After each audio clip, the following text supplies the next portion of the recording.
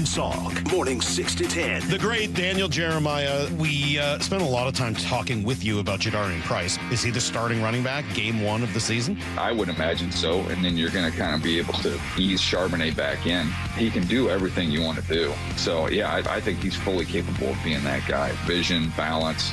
His ability in the passing game, I think, is underrated. I think he's going to be able to do some things, catch the ball out of the backfield. He's got good hands from that standpoint. Only on Seattle Sports. Hey there, Dawn Reiling from Olympic Hot Tub. Time to celebrate spring and warmer days ahead. Get ready by adding a hot tub, swim spa, or sauna at home to take better care of you and your family.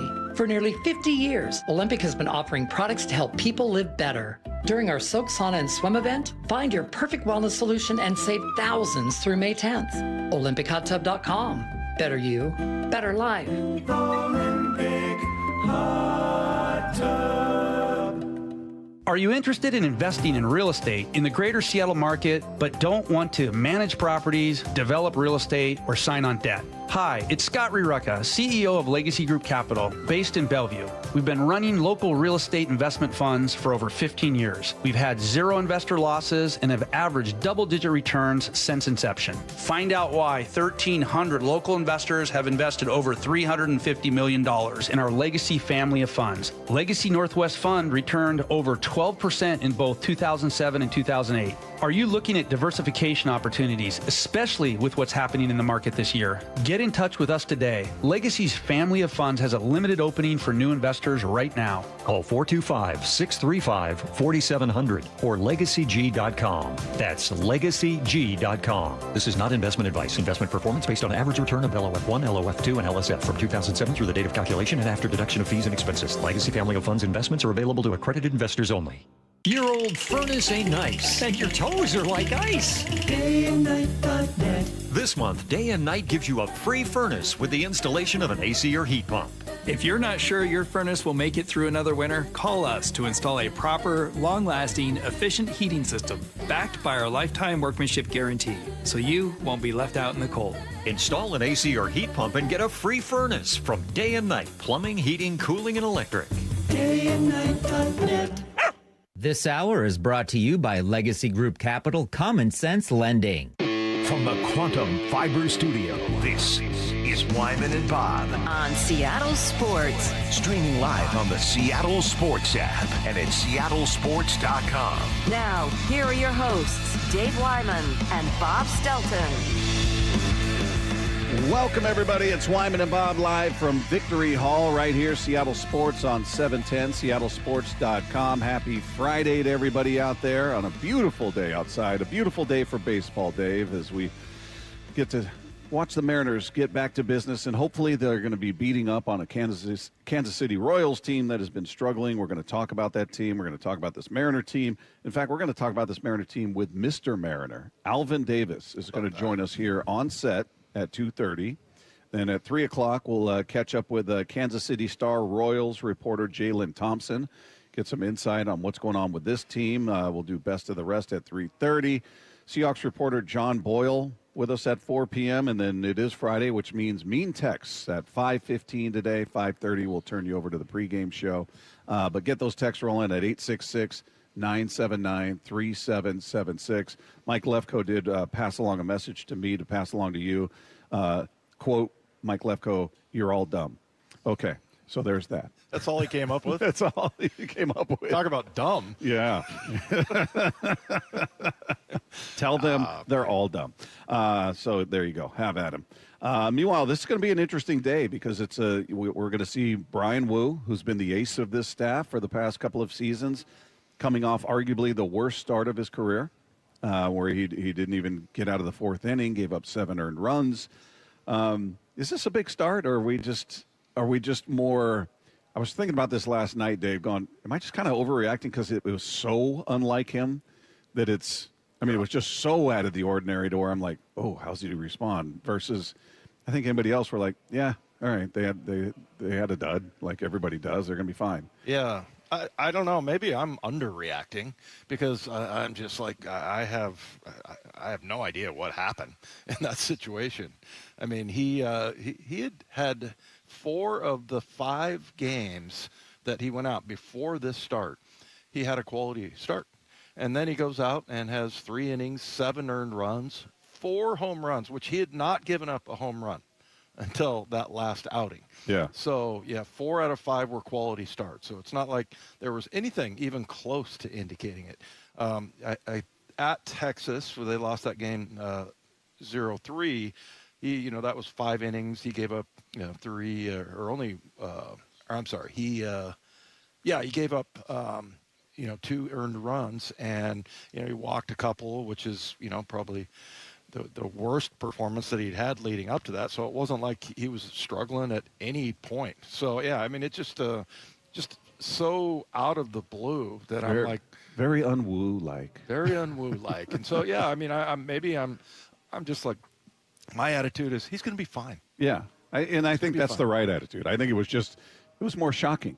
Yeah. It was more just, whoa, Brian Wu did that? Yeah. And not that he's human like everybody else, and he's capable of a bad night, certainly. But we talked about how he's reacted going 7 innings, giving up 2 runs, where he will walk into that post-game media room and sort of act like he just got his tail kicked and horrible performance. This one he actually seemed to take better. This is him after the game, after that start. I mean, we talked about it last week. There's going to be plenty of games where you need the offense to pick me up, pick whatever staff. I mean, I suck today, and the offense picked me up, and that's baseball. It happens. But I can't say enough about just like the relentless effort of just keep chipping away, being down, or I guess we're up at points in the game, but back and forth in a high-scoring game, it's easy to be like, all right, we've scored 9 or 10, like that should be good. But they just kept going, man. And so nothing but just credit and applause and thank you to the offense. Yeah, he's kind of laughing there. He just seemed to take that one much more in stride than some of his brilliant performances where he nitpicks himself to death. And I walked that one guy, hit that one guy. That was stupid. Well, do you think maybe it's because he got pulled so early, he had time to sort of cool down? Probably. That's a fair point. Yeah. I mean, at 3 innings, but no, I mean, I just think he handled that. I honestly think he would have said that right afterwards because, sometimes you just don't have it. And as he said, it's baseball. That's what goes on. Exactly. But for him, you get so conditioned to expect something from somebody. They're so consistent when it's not that. It's like we always talked about with Tyler Lockett. If the ball hit his hands and he didn't catch it, we're like, wait, what? I know. We'll always remember this outing from him, right? 3 innings, and he gives up 7 earned runs, 9 hits. I mean, yeah, and then, like I said, he had not given up a home run. He gives up 4 in that game. So you're like, okay, of course, this is ridiculous. It is nothing like what, we had seen from him. So, yeah, I mean, or maybe he went in there and, hopefully he didn't hurt himself, slamming things around or whatever. I think he's fine. But, yeah, who was there was a couple examples of there was a pitcher one time that got mad and went in and punched a wall or something. Was that the reliever from San Francisco? Oh, there's been a lot of pitchers that did stuff like that. Who was the Mariners pitcher way back in the day that went in and I guess he ripped the urinal off the wall or something? Geez. It was way back. I think they were playing the Yankees. It was raining, extra innings. Somebody will text it in 866-979-3776.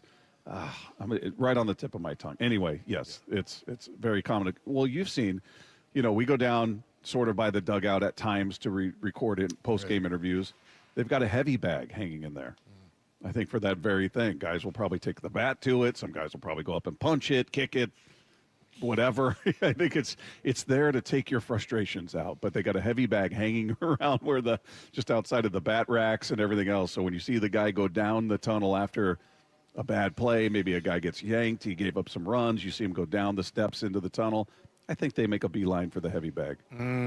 Yeah, see, that worries me, even the heavy bag, because you could sprain a wrist or whatever hitting that thing. They're probably hitting it with a bat.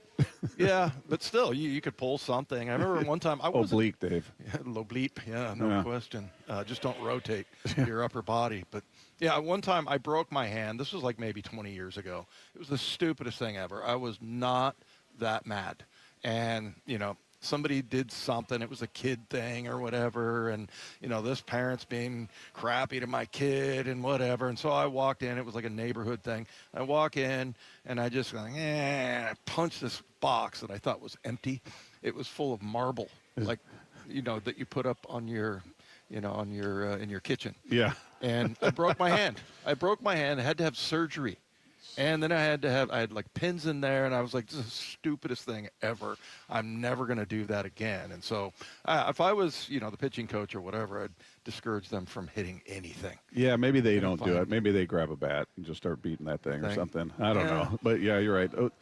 The oblique is a very popular injury these days, so it's probably better they don't take anything out. But I guess it's better they got the heavy bag there as opposed to punching a wall or punching something else. So, bottom line, Woo's going to be fine. I can't wait to see him tonight. I'm excited that, I'm getting in that mode again where when they have a day off, it feels weird. Yeah. They're like, oh, there's no game last night? I hate when they don't play. Yeah, I was missing the Mariners last night. So we're going to talk about that again. Alvin Davis, Mr. Mariner, will join us here live on set at the bottom of the hour at 2:30. Meanwhile, take a look at this rotation as we kind of reevaluate every few games, every few days. Where's most of the confidence lie with these guys? We'll get into that coming up next as we continue live from Victory Hall. It's Wyman and Bob. This is Seattle Sports on 710. Doctors King and Kopstein from K2 Vision. If you're over 50 and you've been diagnosed with a cataract, or your vision is changing as you're developing an early cataract, you could be a perfect candidate for K2 Vision RLE. It's inevitable. At some point, typically in your 60s or 70s, you'll have a dysfunctional lens that eventually becomes a cataract. To restore your vision, you will someday need a procedure such as refractive lens exchange. The question is, are you done with glasses? Do you want to spend your good, active years hassling with changing prescriptions and needing readers? K2 Vision RLE can give you great vision now, permanently, and you'll never develop that cataract. The procedure is quick and painless, and our state-of-the-art custom lens technologies give highly predictable outcomes. K2 Vision doctors have performed over 150,000 procedures. They know when it's your right time for RLE. Schedule your free Zoom consult today at k2visionrle.com. K2 Vision RLE. No readers, glasses, contacts, or cataracts.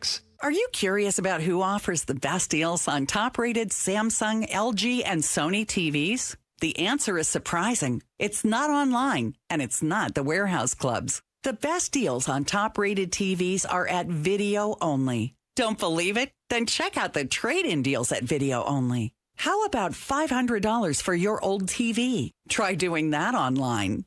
Before you buy that new TV, drop into Video Only. If you don't, you'll be sorry. Endless hours of research, seeking referrals, dozens of calls. Hiring the right attorney can be a challenging process during an already difficult time. J.P. Pendergast with Pendergast Law explains. In Washington State, Tom, there are thousands of attorneys to choose from. Referrals and online research can be helpful, but discovering the right attorney requires a conversation. It can be hard to identify integrity and authenticity without that interaction. So, what do you recommend? We encourage anyone looking for personal injury representation to call for a free consultation with our team before making a decision simply based on referrals or online research. Accident victims need an attorney that listens, demonstrates honesty, and is genuinely understanding of their unique circumstances. The care, attention, and preparation that our firm provides throughout the case mirrors the effort involved when taking on the insurance companies. Save time and avoid mistakes after an injury. Contact the caring and compassionate team at Pendergast Law. If you or a loved one has been injured in a car accident, call Pendergast Law. We can help. Finding great candidates to hire can be like, well, trying to find a needle in a haystack. Sure, you can post your job to some job board, but then all you can do is hope the right person comes along, which is why you should try ZipRecruiter for free at ZipRecruiter.com/radio. ZipRecruiter doesn't depend on candidates finding you. It finds them for you. Its powerful technology identifies people with the right experience and actively invites them to apply to your job. You get qualified candidates fast. So while other companies might deliver a lot of hay, ZipRecruiter finds you what you're looking for. The needle in the haystack. See why 4 out of 5 employers who post a job on ZipRecruiter get a quality candidate within the first day. ZipRecruiter, the smartest way to hire. And right now, you can try ZipRecruiter for free. That's right, free at ZipRecruiter.com/radio. That's ZipRecruiter.com/radio. ZipRecruiter.com/radio. ZipRecruiter. Mariners and Royals tonight at T-Mobile. 6:40 first pitch, 5:30 pregame. Listen live for free on the Seattle Sports app. Hey there, Dawn Riling from Olympic Hot Tub. Time to celebrate spring and warmer days ahead. Get ready by adding a hot tub, swim spa, or sauna at home to take better care of you and your family. For nearly 50 years, Olympic has been offering products to help people live better. During our Soak, Sauna, and Swim event, find your perfect wellness solution and save thousands through May 10th. OlympicHotTub.com. Better you, better life. Olympic Hot Tub. Are you interested in investing in real estate in the greater Seattle market, but don't want to manage properties, develop real estate, or sign on debt? Hi, it's Scott Rirucka, CEO of Legacy Group Capital, based in Bellevue. We've been running local real estate investment funds for over 15 years. We've had 0 investor losses and have averaged double-digit returns since inception. Find out why 1,300 local investors have invested over $350 million in our Legacy family of funds. Legacy Northwest Fund returned over 12% in both 2007 and 2008. Are you looking at diversification opportunities, especially with what's happening in the market this year? Get in touch with us today. Legacy's family of funds has a limited opening for new investors right now. Call 425-635-4700 or legacyg.com. That's legacyg.com. This is not investment advice. Investment performance based on average return of LOF1, LOF2, and LSF from 2007 through the date of calculation and after deduction of fees and expenses. Legacy family of funds investments are available to accredited investors only. Your old furnace ain't nice, and your toes are like ice. DayandNight.net. This month, Day and Night gives you a free furnace with the installation of an AC or heat pump. If you're not sure your furnace will make it through another winter, call us to install a proper, long-lasting, efficient heating system backed by our lifetime workmanship guarantee, so you won't be left out in the cold. Install an AC or heat pump and get a free furnace from Day and Night Plumbing, Heating, Cooling, and Electric. DayandNight.net. This hour is brought to you by Legacy Group Capital Common Sense Lending. From the Quantum Fiber Studio, you're listening to Wyman and Bob. Weekdays 2 to 7. On Seattle Sports and 97.3 FM HD2. We continue live from Victory Hall right across the street from T-Mobile Park, where the Mariners will be hosting the Kansas City Royals. Game 1 of their 3-game series coming your way tonight with Brian Wu on the hill. Coming up at 2:30, Mr. Mariner Alvin Davis will join us on the program. Looking forward to that conversation. Been quite a while since we've had a chance to catch up with him. But looking at this rotation, you guys can text in on this as well. Also, mean text if you'd like, 866-979-3776. Just looking at this rotation, Dave, if somebody asked you which starter do you have the most confidence in when they take the hill, like I know what I'm going to get out of this guy. I'd still say it's Brian Wu. I I'm really with you. would. Yeah, I mean, I just can't. You really can't qualify how if that. You just can't count that one as an outing. It's just a one-off. It doesn't. You just can't that didn't count. You just can't. Do you get one mulligan? Yeah, exactly. So, but yeah, I mean, other than that, I think you and I were yesterday when we, went through where we were, because as we like to do, I think we had Kirby second, yep. Hancock third, yep, and then Logan fourth. We had Logan, and it's a weird spot for Logan. Yeah, it's a weird spot to have Logan is. Sitting behind. But we're just talking about prisoner of the moment. Where are we right now? This could all, a little heat check. We'll do this, in a couple of weeks. Miller will presumably be back in the rotation. We'll see who's doing what at that point and see how different we may feel. But the most consistent name for me over the past almost full 2 seasons has been Brian Wu. And he was a guy who was tremendous in 24. He was tremendous last year, certainly. Tremendous this year up until this last start. So I still, anytime we see the pitching matchups and it's Brian Wu, that's the guy I look at and go, okay, I know what we're getting. Hopefully, my first thought, hopefully the offense can back him up. Right. That's always my first thought is I know what he's going to do. What's the offense going to do? Yeah. And maybe that's too much confidence, as we saw it can happen. But he's still that guy for me that I've got a tremendous amount of certainty when he takes the hill, and that is true tonight as well. Yeah. Well, I mean, he's earned that. I mean, the last 2 years he's been sub-3 ERA. So yeah, and he just looks effortless, and that was the thing that Cal would always say about him.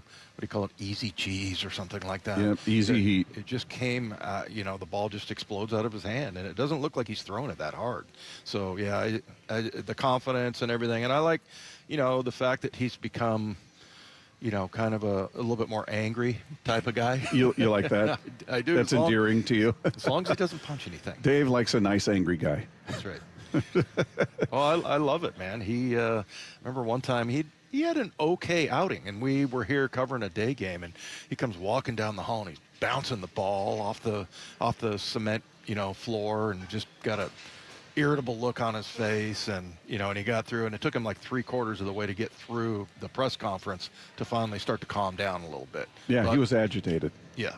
Yeah, I kind of like that too. I mean, I don't want him to be so hard on himself, but I like that he's striving for just a level of excellence that he'll seemingly in his mind never reach unless he throws a no-hitter. Yeah. I mean, even then, if he has a walk, if it's not a perfect game, he'd probably, I walked that guy in the 7th. That was stupid. Or he really, and I'm sure the other guys hold themselves to a very high standard as well, but he seems very invested in, I need to be this good. Yeah. And when I'm not this good, I'm going to point out the issues. Yeah, well, and I wonder, he's kind of fallen in line with, because, remember we had Furious George. Yeah. We had Walter, Logan Gilbert, which I still remember that he told me I could make up any story I want about how he got that nickname. That's right. He said there was like 4 different things. That's right. 4 different people had different ideas.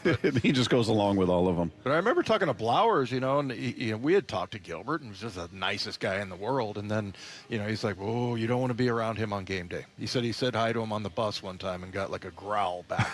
So yeah, I mean he's kind of fallen in line with, Bryce Miller's kind of the laid back Texas guy, just kind of unaffected by everything. I think it was Cal was saying that he does some ridiculous accent, like a Texas accent to Cal, just to bug him. Oh, does he? Bother him. But yeah, I mean, he's got a little natural twang to him anyway. Oh, sure. The way he speaks. Yeah, it was an exaggerated version. He just ramps it up for him. So, but yeah, I mean that's kind of Castillo's just very level the entire time. He's the one guy that's your veteran.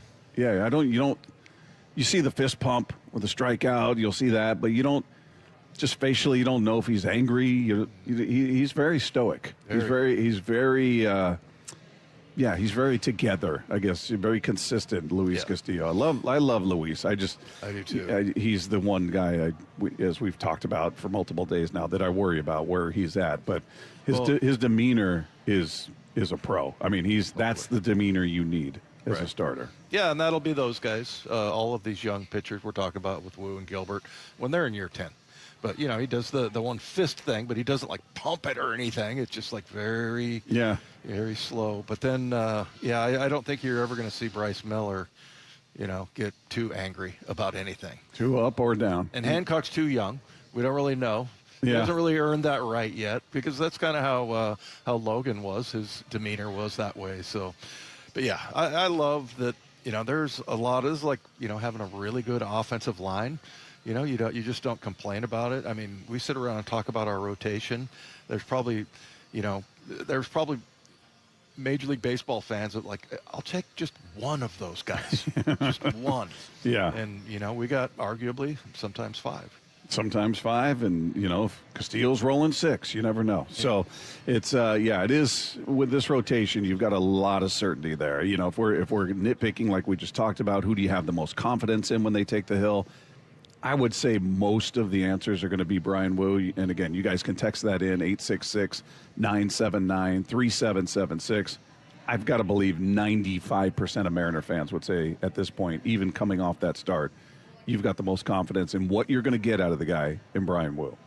And after that, maybe it fluctuates. But yeah, for me, it's what we talked about yesterday. It's Wu, then it's Kirby, and then at this point, we're talking about where we're at today, Emerson Hancock, then Logan, which is weird, and then Luis.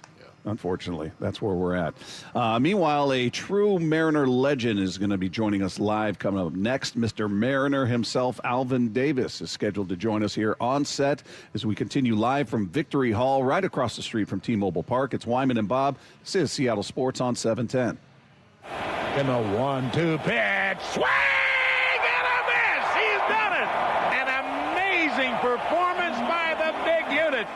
The Mariners retire Randy Johnson's number 51 tomorrow night at T-Mobile. Fans, especially here in Seattle, had a huge impact on my success. Hear the festivities live during Mariners pregame at 5:30 on Seattle Sports and the Seattle Sports app. And listen to this ovation. Congrats, Randy, from a grateful city and the home of the Mariners. Seattle Sports. Hey, it's Bob Stelton here, and I've trained Brazilian Jiu-Jitsu for a very long time, so I know injuries happen. But when Emma tore her ACL on the mat, it was bad. I typically have a pretty high pain tolerance. I gave birth 6 times with no pain meds at all, but this felt like a 10 or 20, really. She was evaluated by an orthopedic surgeon. He also told me that surgery was the only thing that I could do. Instead, she came to see Dr. Mark Wagner, MD, at Seattle Sports and Regenerative Medicine for stem cell therapy, the most experienced in the Northwest with over 20,000 stem cell procedures. I can do everything normally. I train, I spar. Pain level at a 0? Yes. So you recommend it?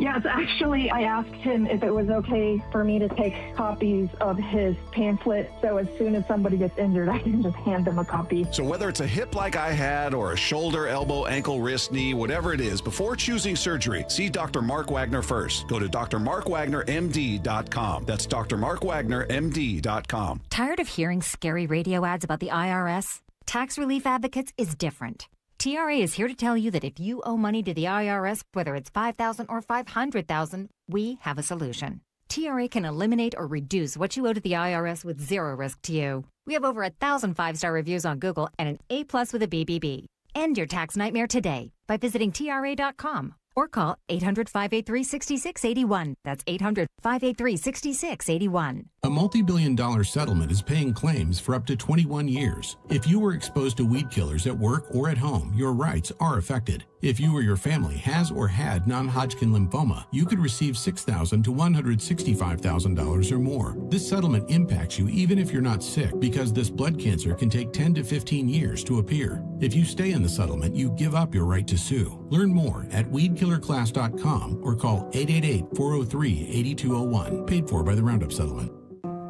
Progressive's accident response can detect and send help when you need it most, after a major car accident. But other accidents, you're on your own. Like when you accidentally call your wife Mom. When you accidentally say Happy Holidays on someone's birthday. When you accidentally wave at someone you thought was waving at you. We can't help with those accidents, but Progressive's accident response provides peace of mind after major car accidents. Progressive Casualty Insurance Company and affiliates. Limited availability in California. Driver is responsible for emergency and towing charges not covered by the policy. I need a little range, step to the range. There's a new flavor in town, the Jalapeno Ranch Club at Chick-fil-A. With that juicy Chick-fil-A original spicy or grilled chicken, a buttermilk ranch bun, candied bacon, pepper jack cheese, and jalapeno ranch sauce. It's got big ranch vibes with a little heat.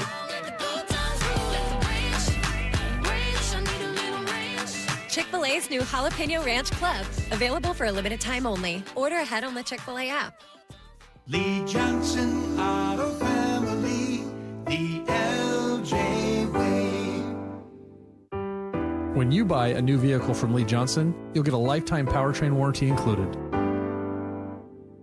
John Curley here. This baseball season, step up to the plate and get the price of a new heating and cooling system in just 60 seconds on your phone with no pressure. Don't wait. Call the comfort people. HomeComfortAlliance.com. That's HomeComfortAlliance.com. Mariners and Royals tonight at T-Mobile. 6:40 first pitch, 5:30 pregame. Listen live for free on the Seattle Sports app.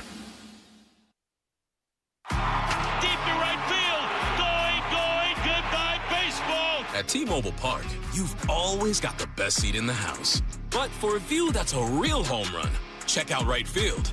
Make that the dump yard. Sure, it's a great spot to see our fearless outfielders fly, dive, and slide. Wow!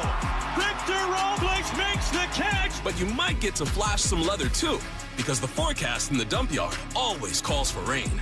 Raining big dumper home runs, that is. Number 60, the magical tour of Cal Raleigh just continues. Mariners baseball. Trident's up. Be here for one of the biggest events of the season at T-Mobile Park. Tomorrow is Randy Johnson Number Retirement Ceremony Night presented by T-Mobile, featuring a historic pregame celebration starting at 6 p.m. Don't miss out, as the big unit's number 51 is forever immortalized.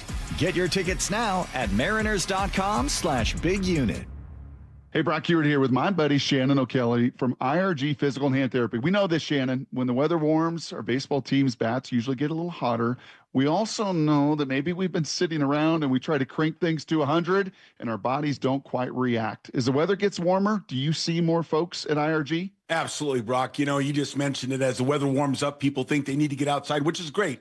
But sometimes they get outside, they start too fast, too quick, and they don't warm up. They don't stretch. They don't do preparation. If you find yourself in that situation where maybe you overdid it, you're hurt, you got a bruise, a bump, an ache, get a hold of us at IRG PT. We'll do a free injury screening, and we'll give you some guidance, some recommendations to keep you on your path of healthy function, pain-free activity. How cool is that? A free screening for you and no referral needed. Just personalized care when and where you need it. Visit irgpt.com and schedule your appointment today. Over 40 convenient locations. IRG's in your neighborhood. irgpt.com. From the Quantum Fiber Studio, you're listening to Wyman and Bob. Weekdays 2 to 7 on Seattle Sports and 97.3 FM HD2. We are live at Victory Hall, Wyman and Bob, Seattle Sports on 710 on a glorious day outside. It's supposed to get up to like 80 on Sunday, 80 on Monday. Can you believe that? Yeah, that's like summer, Dave. Well, you know what? This happens a lot of years. I won't say every year, where right after the draft, these kids come here and they're like, "Oh yeah, it's Seattle, it's rainy," and they get here and they're like, "Oh, this ain't so bad. Look at this. What are they talking about? Like, it's beautiful here." Hold on a minute. They get suckered in. This last year during the season, man, I guess about mid-November through all of December, that sucked. I was actually angry. I was angry about it. Is it worse when you get older? Because that's like my dad. My dad every year is just like, "Oh, this damn weather," and just getting his aches and pains, and it feels like an old guy thing. Yeah, maybe. Every year it gets worse. Maybe it is. You get more annoyed with the stretch of time. I mean, because you're talking about winter months. There's really no other expectation during November, December. Well, no, but that got to me, even though it is during November, December. But, you know, like I always talk about 1991, every day in June, it rained. And I kept track, and I'm telling you, that's why there's so many old people down in Palm Springs. Yeah. Yeah. That's where my dad goes. You know what else they got down there? Really wide parking spaces. Is that right? Yeah. They're like, here in Seattle, it's like you can barely fit in, and those are like you could park a truck in there, man. They know the population there needs some slack. Exactly right. Yeah, and you hear about 3 or 4 sirens per day, and you're like, oh, there goes another one.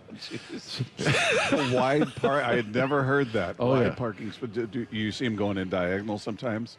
Oh, yeah. Well, you see them parked almost sideways sometimes going into those things. But, I mean, look, I get it. You don't complain in November and December, but it just got to me because it was just so wet, just constantly. Yeah. So every once in a while it gets to me. But, like, I always laugh when, because every once in a while one of the rookies will make a comment. You know, like, hey, this ain't so bad. I don't know what you're talking about, all this rain up here. Oh, hold on there, partner. Yeah. Hold on a minute. Yeah, talk to us once the season gets going. A couple months in, you're going to have a different feel about things.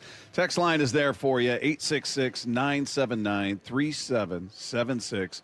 We did get some mean texts, so you guys can get those rolling. We won't unveil them yet, but we've got a couple of entries, and usually it takes Lefko here to antagonize everybody, calling them dumb. He did send that via proxy. He sent that through me and just let the texters know they're dumb. And he didn't expect them. He told me not to say it early in the show because he said they wouldn't be awake. So I said, okay. I'm not going to let this one die. Was that the greatest text ever when the guy called us morons and misspelled moron? Yeah, it was great. That's got to be. And I still can't remember what the rest of his text even was because as soon as I read that, because it was serious. It wasn't like a mean text. He was mad about something we said. I'm sure he'll text back and say, oh, I did it on purpose. Yeah, sure he did. Morons. You morons. Maybe the best text of all time. Yeah, that was gold. That was gold. 866-979-3776. We're waiting to catch up with Alvin Davis. Mr. Mariner is expected to join us here on set. I don't know what's going on. They're walking him over from the stadium. I don't know if he's coming over on a golf cart. I don't know what's going on there. But soon as Mariners PR walks him in here, we're going to put the headsets on him and chat with him. A guy. You met him? Oh, yeah. Yeah. Yeah. Never met him. A number of times. He's excited. Really nice guy. Super nice guy. Yeah. Mariner. I think he played, Dan Wilson, long before he was manager, used to have his charity softball game every year at T-Mobile. At the time, it was Safeco, and I would play in it every year. It was so fun. But every year there'd be some, like one year Julio Cruz was playing, one year Alvin Davis played, one year Randy Johnson was out. So you had some former Mariners. Jay Buhner was out there. Yeah. It was always cool. But, yeah, Alvin was out there one year. Just nicest guy in the world. Just, really good dude. So we'll catch up with him once they make him available to us. But it's a beautiful day. I'm curious to see what the crowd is going to be like out here. Friday. Sun is shining. Your team is playing great. They're coming off a great road trip. Not a good one, a great one. You took 5 of 6. Yeah. In this, again, there was reason to be a little, pessimist, apprehensive. How about that? They were 1-8 on the road, going into that road trip. You started off that road trip against a very good Cardinals team who was 4 games over 500 in a division, which at the time, I haven't checked lately, but every team was over 500 in that division. And you swept them on their home field. Mm-hmm. That was a hell of a series. That was a hell of a way to get things started. And they have since won 4 in a row. They're 18-13. So it wasn't like you went in there and just beat up on some poor schlubs who, getting their tails kicked all year. That was a beautiful way to start that road trip. And then you take 2 or 3 from the Twins, who are not great, but you got it done. Twins are 14-18 on the season. So. Yeah, well, and then you come back, and this is one of the worst road teams that we're facing here. 3-12 on the road, the Kansas City Royals, and I was just looking at some of their offensive numbers, and they're much better at home. The one that really stood out, the one number was their slug percentage was over 100 points more at home than on the road. So they're just not getting it done on the road. Pretty good team. They got some great players, and but they got struggles just like the Mariners. I mean, you look at Pasquantino's hitting $165 for him right now. You look at Sal Perez hitting 200 with a 236 on base. I mean, Bobby Witt's got a nice average and on base. He's got just 2 home runs so far. He's hitting 289 with a 367 on base. I mean, this is arguably one of the best players in the entire game. So they're waiting for him to heat up, which, again, average and on base he's doing, but the production isn't quite there. But, yeah, I don't know. I'm curious to get the take of a guy that covers them. He's going to join us, and Jalen Thompson. He's a reporter for the Kansas City Star. He's the Royals reporter. He's going to join us at 3, and just to get some insight, like what is going on with this team? Yeah. They were expected to be a very good team. This is not a team like the White Sox or the Angels or one of those other teams where you go into the season going, yeah, they're gonna come back down to earth and be who they always are. Which, by the way, the Angels have become that. Remember, early they got off to a really good start. And I was saying they'll turn into the Angels here shortly. Yeah. They're in last place now. They're 12-20. They've lost 6 in a row. They've lost 9 of 10, and they're tied with the Houston Astros at the bottom of the division with a 12-20 record. Yeah, and that's with Mike Trout looking like the old Mike Trout. I know. I mean, hitting bombs, getting on base. He's not, the average isn't great, but the home runs are there. The on base is there. He's walking, but I was going to say I feel bad for him. He could have gone other places. He committed, and good on him. He committed to trying to win with that franchise, but is he going to go his whole career and never enter a playoff game? I hope so.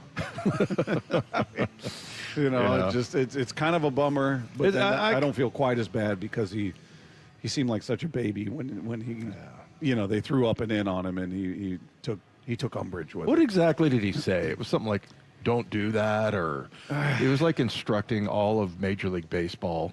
Something like, you just don't do that, or something along. I can't remember. It was so soft. It was so just, come on, really? That's you? You're that guy? You're Mike Trout. Come on, man. You gotta go up there and go, look, that's baseball, man. That was disappointing. It's my job to go and make them pay when they when they miss, when they make a mistake. I'm going to make them pay. That's what they have to do to try to win. And here's what I do to win, and so be it. I mean, it's not like they were headhunting, but that's kind of how he treated it. Like they were throwing at his head and trying to hurt him, and you don't do that. Come on, dude. Yeah. And I think wasn't it Wu? Was it Wu that was pitching? I can't remember who it was.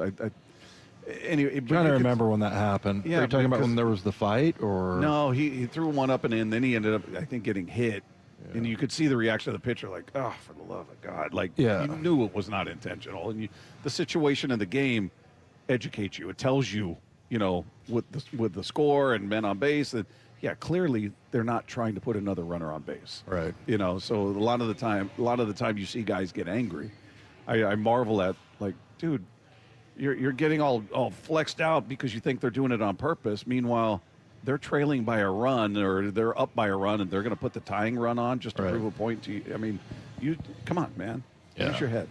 Yeah, it's ridiculous. I'm sorry I heard that because I've always liked Mike Trout. But you wish you didn't hear that soundbite. That's right. Hey, another guy, Salvador Perez, man, 15 years.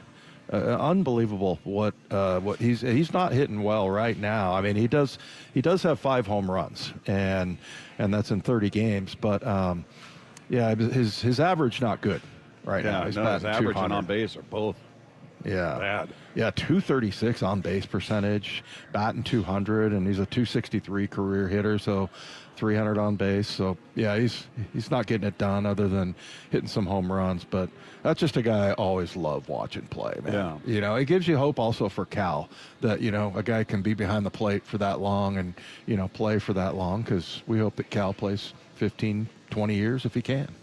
Sorry to interrupt. Yes. It looks like we'll be having Alvin Davis on sometime between 3:15 and 3:30. So if you guys want to, for the rest of the segment, we could go to Best of the Rest. All right, let's do that. We'll skip the open. We'll just go right to the cut. So go we're ahead. just going to go right to it. Okay. Bob, All we're right. playing fast and loose with the rules today. Is This that what's Radio going Jazz. on? All right. I gotta get to where they are. All right, here we go. Let's talk about this is from Salk and whoever was with him on Wednesday. I don't know who was in there. But the difference between the good Mariners and the bad Mariners, as he was talking about, is gigantic. The difference between the good Mariners and the bad Mariners is really a wide gulf.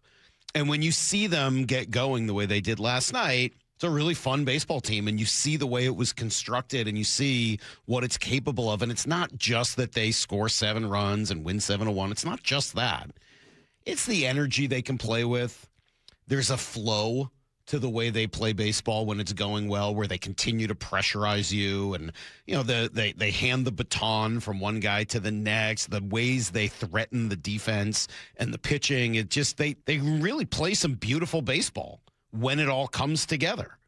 It doesn't happen that way in every game, and unfortunately, to start the season, it hasn't happened in more games than it has, which is kind of a bummer. It's not the way this thing is supposed to look. But when they work counts, when they press you on the bases, you just get such a clear view of what the vision was from Jerry and Justin and the rest of the baseball operations group from where they were and the way things started and some of the panic out there. And I'm not going to take myself out of it. Like, I was a little worried here a week or so ago. Like, sheesh, this is not what it's supposed to look like. There's just something just off. You finished April at 500.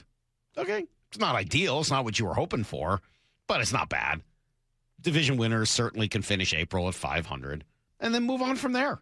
Go have a hot May or a hot June or both and start to put this division maybe away early and give yourself a ton of options to really go big game hunting later in the season. Yeah, he's not wrong. I mean, it's first of all, yes, the difference between the good Mariners and bad Mariners is gigantic. We've seen it. I mean, we've seen this lineup just go dead, especially the heart of the order, and have a tremendous start by your pitcher. He gives you a chance to win, maybe gives up 2 runs, gives you 6 or 7 innings, as we've seen a couple of times with Kirby, and they find a way to lose. We've seen them shoot themselves in the foot with, base running mistakes, getting picked off first, booting a ball, what have you. Just, yeah, when they've struggled, at times it has been ugly. It's been frustrating. But he's right, when you do see this team clicking, you go, yeah, there you go. Okay, That's what that looks like. That's what they saw when they brought in Donovan and when they brought these guys in to do what they're doing. It's a lot of fun to watch. I would assume most teams say that when their team's winning. Like, yeah, this is good. This is how good they can be. Right. Well, I can establish the low point of this season if you can establish the high point. The throwing up emoji game, where I had taped the game. And I accidentally looked at my phone, and Bob had sent a throwing up emoji. It had to be during the Padres. Padres meltdown. Yeah, give up 5 runs in the 9th, in the bottom of the 9th. And gosh, I can't remember who the pitcher was even, but it had him 0-2. And it was like he was that Wilcox? I can't remember who it was, but he had him 0-2, and then he threw him something to hit. Yeah, who was that? I just intentionally erased that from my memory. Yeah, but anyway, yeah, I thought that was the low point. So, what's the high point? Would you say? You know, oddly enough, I think this road trip. I think it started. I think Morosi pointed this out, and we'll talk about it later. But after they got swept by the Padres, they lost the next game, and then I believe it was to the A's. Was it not? Texas. Okay, yeah. They lost the first game, and you're going, all right, you're in a 4-game losing streak. This is not looking right. And then the very next game after that, it started this run. Yeah. And even with Wu's outing being as bad as it was the last time, seeing the offense come through the way they did in that game and just pound out a victory, putting up 11 runs, just to me, that was a huge confidence builder for this team. All right, our ace went out there. He didn't have his stuff, gave up a bunch of runs. Normally, you'd feel like you're buried. This game's over. Right. But they just kept chipping away, and they kept scoring. They kept answering, and they kept answering. And to me, that game gave me a different level of confidence, and maybe even this offense, this lineup, a different level of confidence that, all right, yeah, not a great day. This is where we pick up the pitching staff who's been picking us up, and to watch them do that and then lead to that sweep of the Cardinals yeah. and then watch them take 2 of 3, that's kind of the high point. That was a tremendous confidence builder, and that's what Mike, I think, is talking about, and I think you're right, man. The 11-9 game at St. Louis, it's just everything that they could be, and it was such a team win. You had everybody kind of chipping in, Rivas and Ref Snyder, and everybody was flowing in that game. All right, this is from Bump and Stacy on Tuesday. Bump is talking about the Seahawks defense and feels like they have a real chance to avoid regression. But I think defensively, they have an opportunity to not have a huge fall off, right? I think they could be still a top 5 defense next year. And the reason is when Reek Woolen joined this team, he had played 14 games at the DV spot. He was a wideout. He was a wide receiver. 14 games at the college level. He comes in, he develops, he gets better over the years. Say what you want about him. Everyone's going to get got at the DV spot, but he got better. Potentially to replace him, you bring over Neal. Neal is not a guy who's only had 14 games at the position. Started at Fresno State for 3 years, goes to Arkansas. He is a polished DB, long arms, physical, 6'3", 200 pounds. If he's not the starter day one, eventually he's going to be the starter. He's starting off in a place that's different from Reek Woolen. And then you go to the safety spot. You got to remember, Kobe came in as the Jim Thorpe Award winner, best corner in college football on the other side of Sauce Gardner. Comes in as a corner, moves to nickel, and then goes to the safety spot. Kobe said himself, it's the best thing that ever happened to him. He didn't like going to safety, but then as he went to safety, he unlocked something else in him. You got Bud Clark. Bud Clark, as my big homie Ray would say, has a PhD at the position. He's not coming in, moving him at corner. You could move him to corner, though. We talked to his defensive coordinator yesterday. He could play some corner, but he has a PhD at the safety spot. All right, still got to beat out Ty Okada. Maybe he's not a day one starter, but eventually he's going to be in there. Yeah, that's interesting. He really got me thinking about Reek Woolen. Love Reek Woolen, and I'm not going to be somebody that's going to sit around and constantly throw darts at his picture. Are people doing that? Yeah, I mean, everybody got so sideways with him, and I get it. I understand that part of it. But I love the kid, and he has potential. If somebody can turn him around, the only problem is, man, if Mike McDonald can't turn you around the best, and I don't know, maybe he did. Maybe he made him a little bit better, but I mean, there's just times where he blacks out. So he's that part of it. And his contract showed that. I mean, it's a good contract, but it's a 1-year deal. Nobody wanted to commit to him, apparently. Exactly. Got a 1-year deal from the Eagles. It's a prove-it deal. And hopefully he has a huge season and he can turn that into a multi-year extension. Yeah. Who's the GM again? And Howie Roseman. Yeah. maybe getting a little too big for his britches, because Bumpus was complaining about they're the ones that drafted that guy who has never played football before. Did you see the combine hero guy? No. I'll have to look his name up, but like he's like 6'6", 300 pounds, and ran like a 4.6 40, and has like 6% body fat. Is and he an O-lineman, a tight end? What the heck? I think he's going to be a defensive lineman, but Okay. I don't know. And Bumpus was kind of like, well, it's disrespectful, and I'm like, yeah, I mean, I guess it's, there's, like Mike put it, there's some grinder out there that, could have got drafted there in that spot. And this guy didn't really earn it. And he'd never played football before. So I don't know, maybe Rosie is getting a little bit cocky and a little bit too big for his britches. But the other thing I was going to say about Julian Clark, I'm sorry? Bud Clark. I'm sorry. Well, I'm trying to say Julian Neal. You're combining the two, which would be a great player. I'm just entirely screwed on that, because when people have two first names, I can't. Yeah, Julian Neal. So Julian Neal, I don't brag much about my alma mater and everything. He actually applied to Stanford and got in. But then he ended up going to Fresno State because they signed somebody or whatever. And then, we got a chance to talk to him, and he is a really physical corner. And I think, Just ask him. Yeah. I mean, that's the thing about it. But, yeah, he is very confident, and, he's got a cockiness to him that you want to have at corner. The more I look at it, the more he is the guy, and when I was writing out my breakdown of the player, I had a hard time finding anything I didn't like. Honestly, and there were criticisms in that book, The Beast. They have, downside. These was where he struggles, and it was things like, well, he doesn't, there was something about him bulking up and something about his body type or whatever. I'm like, got to find something. They can't have all just here are the pros and there are no cons. Exactly. There's a con for every player. Yeah, exactly. But, I just kind of poo-pooed all the ones that they did, like he could play with that. He could play through that. It's like Daniel Jeremiah was saying about Devin Eastern. It was his 7th round defensive tackle. Is like he swims nowhere. And I'm like, he's got a pretty good swim move, man. Actually, I don't know. I mean, he'd probably know better than me, but I don't know. I thought that there was a lot of unfair criticism, but the thing about Neal is that I just was like, yeah, there's a lot to like there. So, and he was the 3rd pick of the draft. So, yeah, if Bud Clark gets significant playing time and is able to, I don't think that Julian Neal is going to be a guy that's going to start day one by any stretch, but I think as the season goes on, by the mid-season and second part of the season, I think you're going to start to see those guys contribute significantly. So who would the starting corners be? Because Bum seems to have confidence that he could start. We'll see what happens. But would you move Spoon to the nickel then?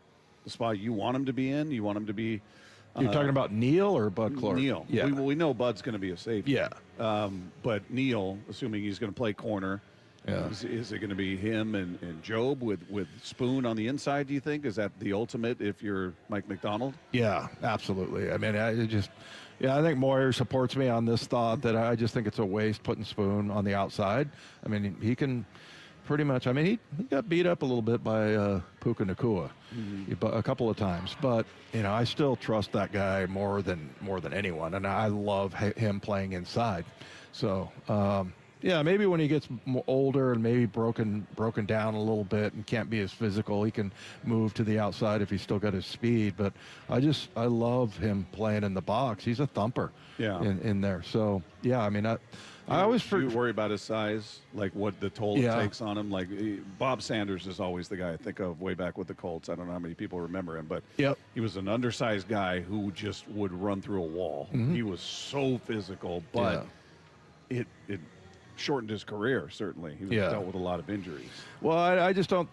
Yeah, there's been a couple of times where I've seen Spoon with, big-time hits, but the blocks that, he just baffles blockers. I mean, he just kind of dances around them. So it's like he doesn't have to come up and be physical in the box and take on a guard or anything like that. So maybe just the style that he plays at, is sustainable as far as his body type goes. But, the other guy I always forget about, too, is Nehemiah Pritchett. It's another guy that's he's a corner. That's what I mean. He's Yeah, a depth guy. He's a corner. Yeah. So yeah, I mean, but they do have, they have some guys to choose from, and you never know, when somebody's gonna, maybe take off in their second year. Yeah. All right. Well, we're gonna shift gears and get the inside scoop on this Royals team who's in town for a series with your Seattle Mariners. Jalen Thompson of the Kansas City Star is going to join us next as we continue live from Victory Hall. It's Wyman and Bob. This is Seattle Sports on 710. And everybody is up, pulling for the big unit to do it with his brand, with his K. 1-2 pitch on the way, swing and a miss, and it's over. And he did it. He put it right on the rump of the old steer and burned her right in there. Tomorrow night at T-Mobile, the Mariners retire Randy's number 51. Live coverage on Seattle Sports during the Mariners pregame show beginning at 5:30 on the home of the Mariners, Seattle Sports.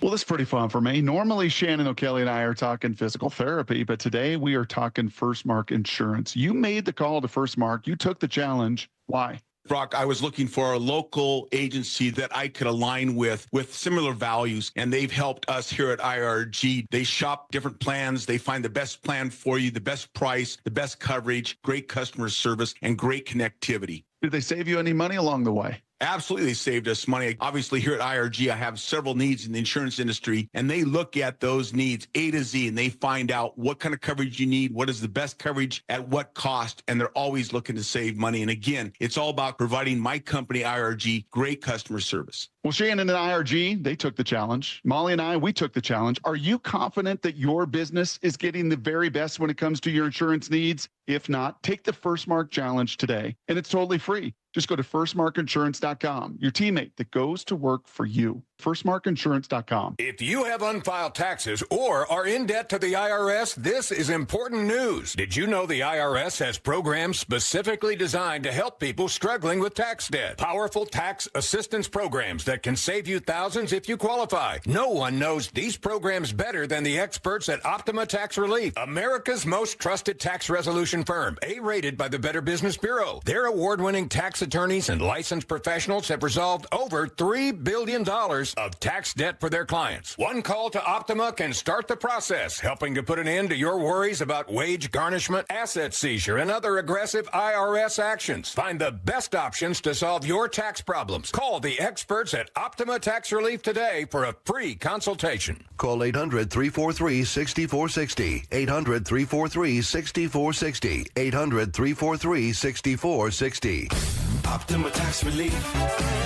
Some restrictions apply. For complete details, please visit OptimaTaxRelief.com. Hey, it's Doctors King and Kopstein from K2 Vision. If you're at the stage where you need readers, whether you've had LASIK or not, it may be time to consider K2 Vision RLE. I tell my King LASIK patients, laser vision correction won't solve the eventual need for reading glasses due to an aging, dysfunctional lens. But K2 Vision RLE will. It's not a question of if your lens becomes dysfunctional, it's when. At that point, you'll need reading glasses and could benefit from refractive lens exchange. K2 Vision RLE is a quick, painless procedure that restores distance and near vision permanently. In other words, no glasses, no contacts, and no readers. And no cataracts. Exactly. After K2 Vision RLE, you will never develop a cataract. K2 Vision doctors have performed over 150,000 procedures and followed the outcomes. They have the experience to know when it's your right time for RLE. Schedule your free Zoom consult today at K2VisionRLE.com. K2 Vision RLE. No readers, glasses, contacts, or cataracts.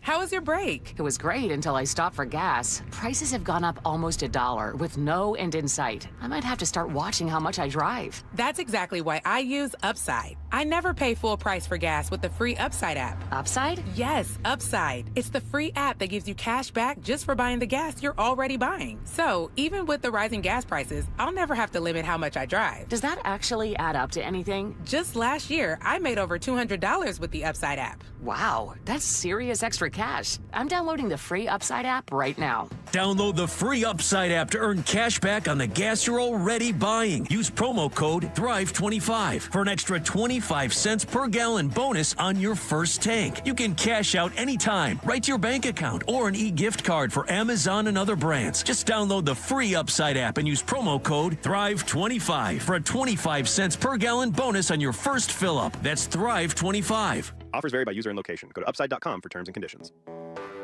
When you're hiring, have you ever felt like you're missing out on meeting truly great candidates for your roles?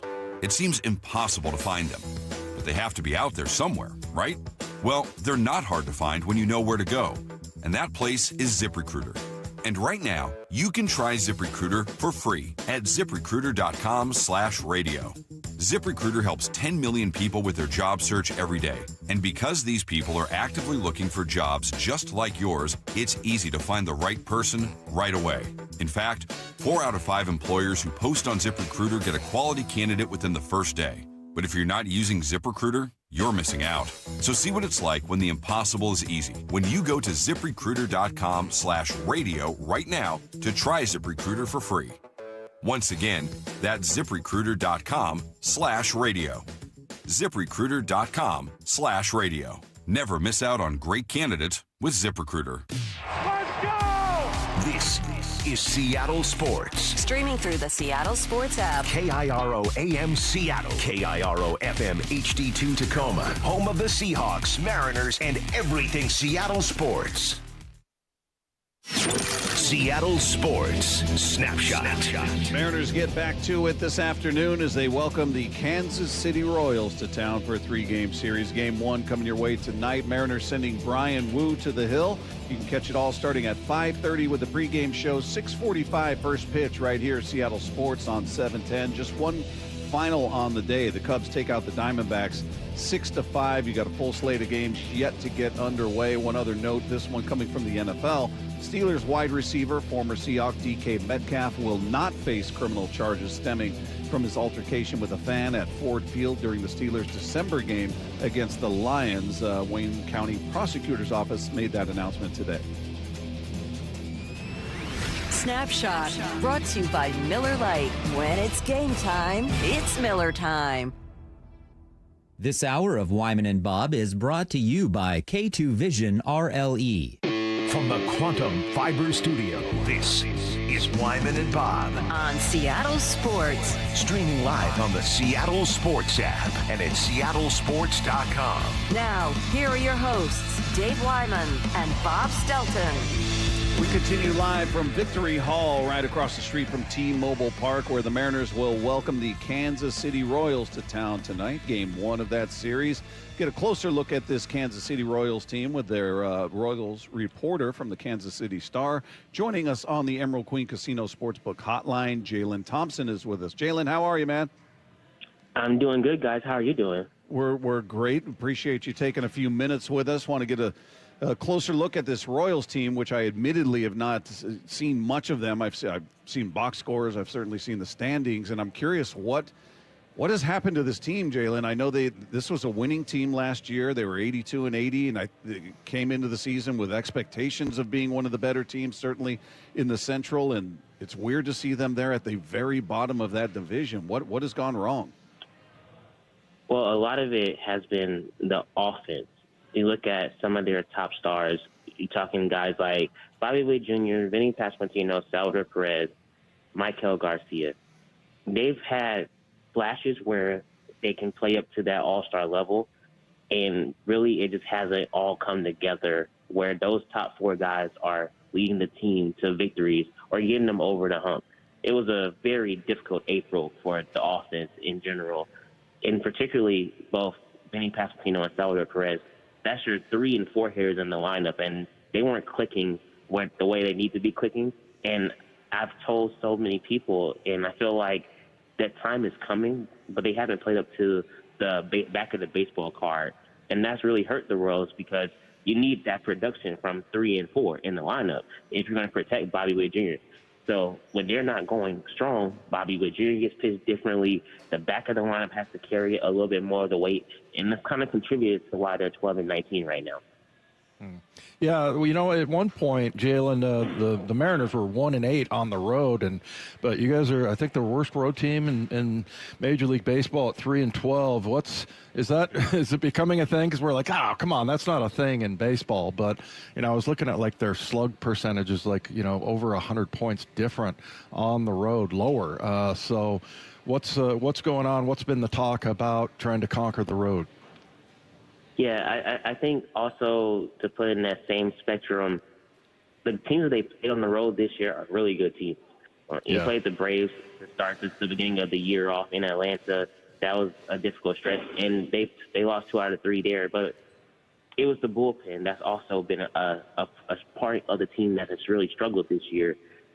Some of the relievers that they've had just haven't panned out the way that they wanted to have pan out, and a lot of that is probably due to injury. Carlos Estevez was a closer. He got hit by a line drive in the second game of the year, and he's been out ever since. So he's trying to work his way back. He had low velocity, so you don't have your closer. Everyone has to slide down into roles that they're probably not really comfortable in filling. So now you have Lucas Ursay being the closer, and he can do well in that role, but he's more of a setup guy, how the roles envision him. Matt Strom, same thing. And you have guys like John Schreiber now having to pitch in high leverage, Daniel Lynch. So the bullpen is also a reason why some of those road games where the Royals were in it to the very end, they kind of gave them away. I can think of so many examples, particularly in Cleveland, they gave a game away with the bullpen. In Detroit, they gave a game away with the bullpen. So I think that's kind of contributed to why they have such a low record on the road. But yes, the offense and the bullpen, they kind of go hand in hand. If neither one of those are kind of clicking, then it makes it pretty much a tough slate for your team. Hey, as far as Bobby Witt Jr. goes, I mean, he's arguably one of the best players in all of baseball. And you look at his numbers, 289. He's got a 367 on base, which is great. It's interesting. He didn't hit his first home run until just a couple of nights ago, the 26th of April against the Angels. Then he hit another one his next game, but not a lot of pop from him, or production certainly, as far as damage up until that game. Was that a result of what you were talking about, the guys around him struggling, so he was being pitched differently, or what did you see happening with Bobby Witt? Yeah, I think that's a good part of it. And we joked and we asked him, he's like, did you worry about not hitting your first home run until like you mentioned against the Angels? He was like, no, my goal is just to hit the ball hard and, make the best of that every time I'm at the plate. And I understand from that perspective, that's the right thing to say. But if you look at how he performed early in his career, the home runs are a part of it. And the Royals keep saying that the power is going to come, the power is going to come. And you did see him hit homers in consecutive games. I do think that they are going to come in bunches. Salvador Perez has a great saying. He always says home runs are like grapes. They come in bunches, right? So I think Bobby could be there. But it's a matter of he has to have Vinny and Salvi behind him hit better. That way he can get those pitches and that protection to, have those numbers be more inflated like we used to see. Hey, Jalen, tell us a little bit about Carter Jensen. Looks like he's catcher and DH and kind of waiting in the wings, I guess, for that, for the catcher's position there. But, tell us what you see from him. He played in 20 games last year and had a pretty good debut as a rookie. But tell us about where you think he's going to fit in the long term. Looks like a good player. Yeah, I think Carter Jensen is going to be a great piece for this Royals team moving forward in his career. This year is his first full year at the big league level, and he's shown the propensity to hit for power, to hit the ball to all fields. There's still some things he has to work on. Defensively is an area where he continues to grow, catching the ball, calling games, making sure you limit those wild pitches and pass balls. The Royals have struggled with that some this year, particularly when he's been behind the plate. So it's a work in progress from that side defensively, but he's learning from Salvador Perez. Salvador Perez was his mentor growing up. He's a Kansas City native, so he grew up going to Royals games. He loves the Royals. That's his hometown team, so he's living his dream. So it's if I had to give it a grade, I would say that it's definitely a passing grade. Could there things be better? Like I said, defensively, yes. And, he's a rookie. He's going to make mistakes. I'm sure you guys heard about earlier this season, he overslept and he was taken out of the lineup when he was initially in. Those things, we all overslept. We all overslept before. But for him, it's a learning experience. He's really handled that well. He's bounced back from that. All his teammates love him. They all love just his ability to command the clubhouse. And when he first got called out last year, he went and talked to every pitcher and was like, hey, what do you like to pitch? What's your favorite locations? And he worked with everyone, relievers and starters. So I think it's going to be a good one for the Royals. Hey, Jalen, what's the feeling about this team moving forward? I mean, you guys are very much in kind of a similar position as the Mariners in that the division overall, if we're just looking at the record, is not great. I mean, the two teams sitting atop your division are 500. The Tigers and the Guardians are both 16 and 16, tied for first. You know, we got one team over 500 in the West, and that's the A's at 17 and 14. Everybody else is 500 or worse. So not great divisions. It's still there, even though the Royals are in dead last. They're only 3.5 games out. So is there just a feeling out there of optimism that, hey, despite how things have started, you're still right in the thick of it? Yeah, I think this is the perfect year for if you were going to start off bad, you want to be in the division that's also started off pretty bad, right? So that you can not be so far out of the race when you start turning things around. And there's a lot of optimism in that Royals clubhouse. They understand that they haven't played really a complete game a lot this season. If you can probably count maybe 1.5, 2 times they've had a complete game where all facets of the game work in harmony. And I think that we saw flashes with their 4-game winning streak where they swept the Angels, and you took a game against the A's where maybe things can turn around in their regard. But this series is going to be key because they have to somehow figure out a way to get a split on this road trip, or even take the road trip and start anew in May fresh, because they have a lot of divisional games coming up when they get back home next week. They have the Cleveland Guardians. They have the Detroit Tigers, the Chicago White Sox. They're all going to be ready to go. So they got to make some hay, because if they don't, the division could slip away before it even gets to June. Hey, Jayla, that's an amazing story about Carter Jensen. Growing up with your hero, you're a catcher, but tell us about Salvador Perez. How much does he have left in the tank? Has he said anything about how long he wants to play? And then just kind of in general, being around that guy has to be really cool as someone in the media following a guy like that. Yeah, he said last year he wanted to play 5 more years, and I think he said it in kind of a tongue-in-cheek fashion. And if you watch the World Baseball Classic, he said also, I won the WBC, so I can retire now, and joking with Derek Jeter and David Ortiz and the like. And in reality, I think that he probably has a couple more years left, and I think you'll start to see the Royals kind of phase him out of that everyday catching role and allow Carter Jensen to take more of that on. And you'll see those averages flip, or maybe it's 70-30 Salvi now to maybe starting to a more even split, and then eventually in Carter Jensen's favor. Salvi also plays first base, so he's been able to get over there some if Vinny Pasquantino needs a day off. So and he can DH as well, so they keep the bat in the lineup. They have him signed. He signed a 2-year extension this offseason, so they're going to have him around for a while. But I think you're going to start to see.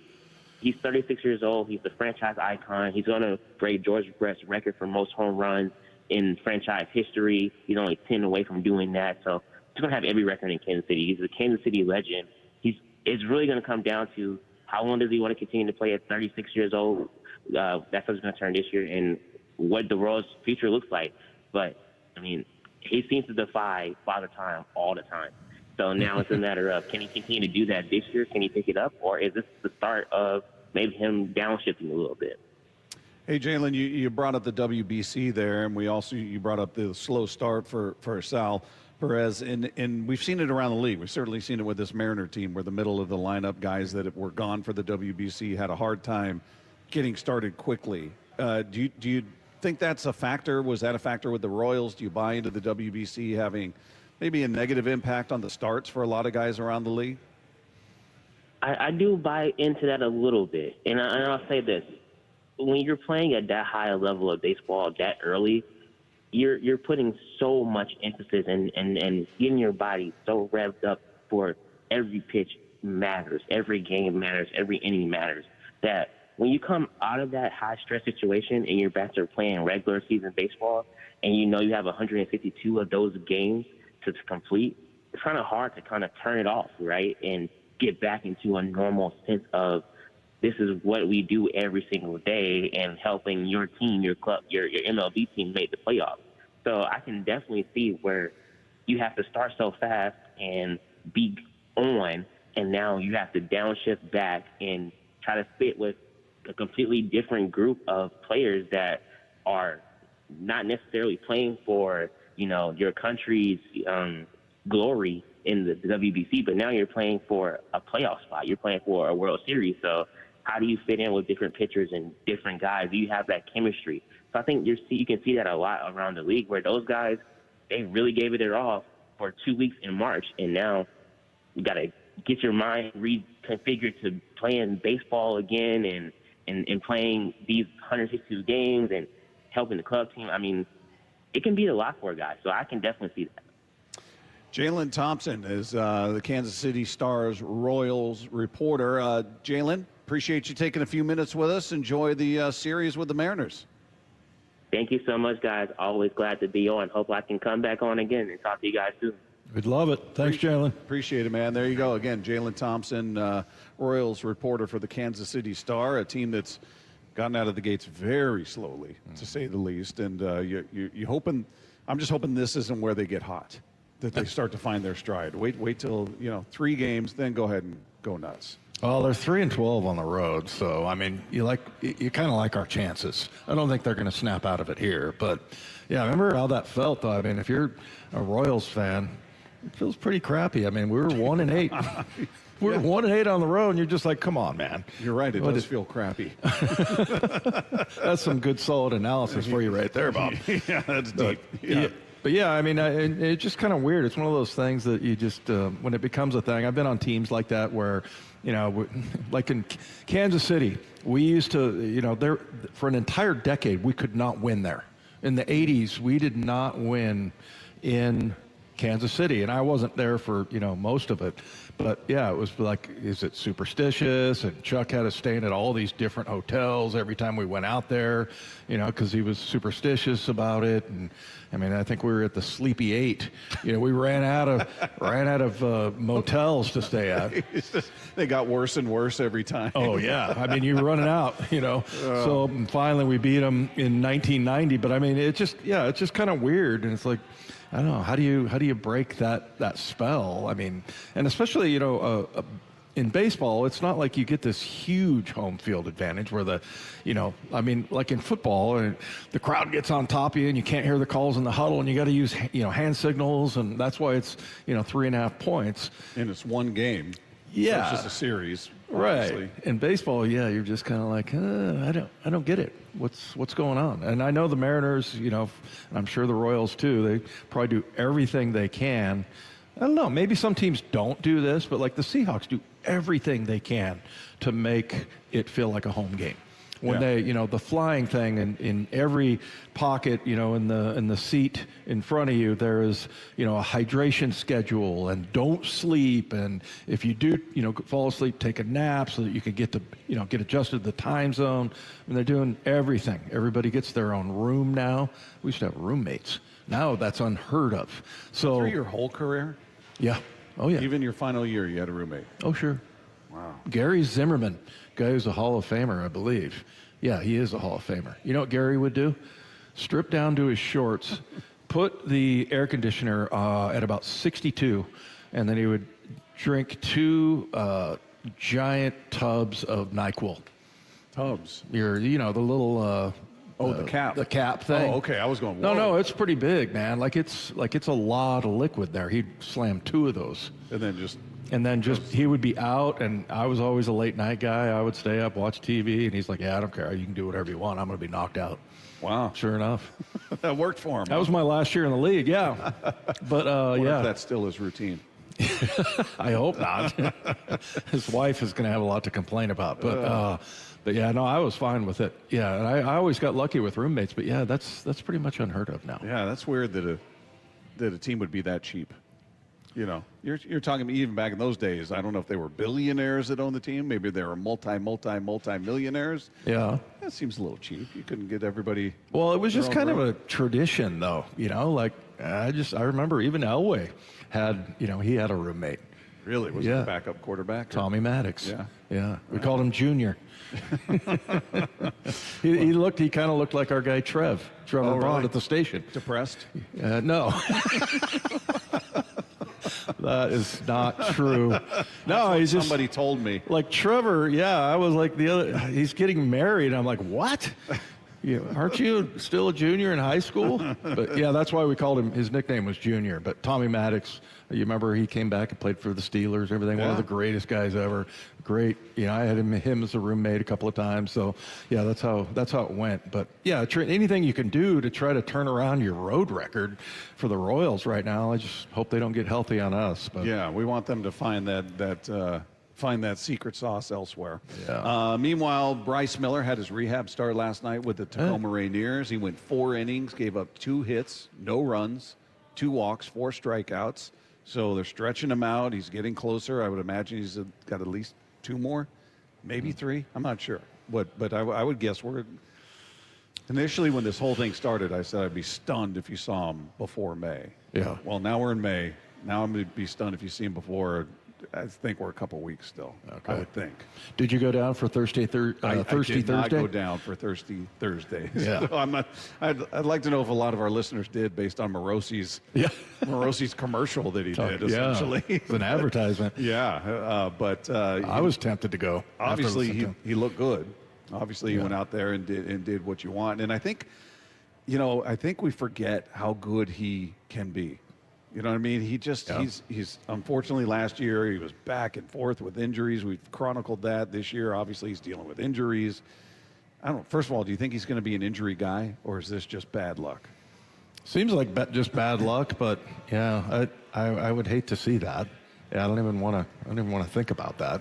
Yeah. But yeah, I mean, some guys are, and that's just how it goes, But the other thing, I wonder if and I'm sure this happens, that you got the other team, they're like, hey, this is a big league pitcher right here. I'm not saying he's gonna try extra hard or anything, but you're probably gonna, it's a little bit more pressure on him, right? As far as, and I'm sure he's just trying to get things done, but you don't want to go down there and get lit up by a bunch of minor leaguers. No, I can't imagine that does much for your confidence. But I think we kind of forget how good he can be because injuries have been his story the past year plus.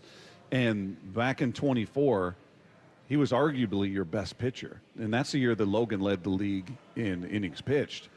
Do you think back in 24, we would have put him at number 1 when we do our little check-in? Well, you look at the numbers. He made 31 starts that year. He had 31 starts.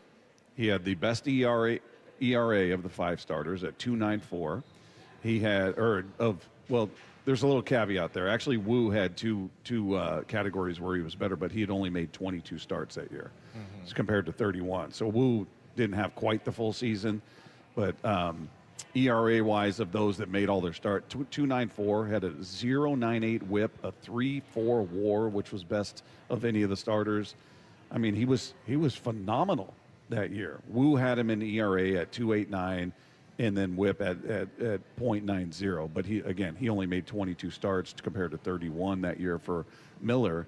And it was a phenomenal year for him. And there was, that's when Dempster was talking about him coming into the next season as one of his Cy Young favorites out there. And there was a lot of optimism and expectation attached to him. And I think all of that's kind of gotten lost. We kind of forgot just how dominant and how good he can be when he's healthy. It's just, the question isn't his talent, it's availability. Was that the best ERA of the starters that year that made all the start? Again, Wu had a Wu was at 2.89. Yeah. And Miller was where was 2.94. 2.94. Yeah. But again, he 31 starts to 22 starts. Right. So I kind of, little caveat for Wu, but he was phenomenal. Obviously, but he didn't have the full year. So I don't know. I'm excited for Miller's return. I'm excited just to see him have a run of health. Yeah. Just be available. Maybe it takes him a while to get up. Maybe he doesn't reach that level. I don't know. But he's got a bit of a track record to tell you how good he can be when he's healthy. Yep. So hopefully we're going to get that. Hopefully we're going to see that. Meanwhile, a true Mariners legend will be joining us live. Coming up next, Mr. Mariner himself, Alvin Davis, will join us live on set as we are coming to you live from Victory Hall across the street from T-Mobile Park. It's Wyman and Bob. This is Seattle Sports on 710. In the 1-2 pitch. Swing and a miss. He's done it.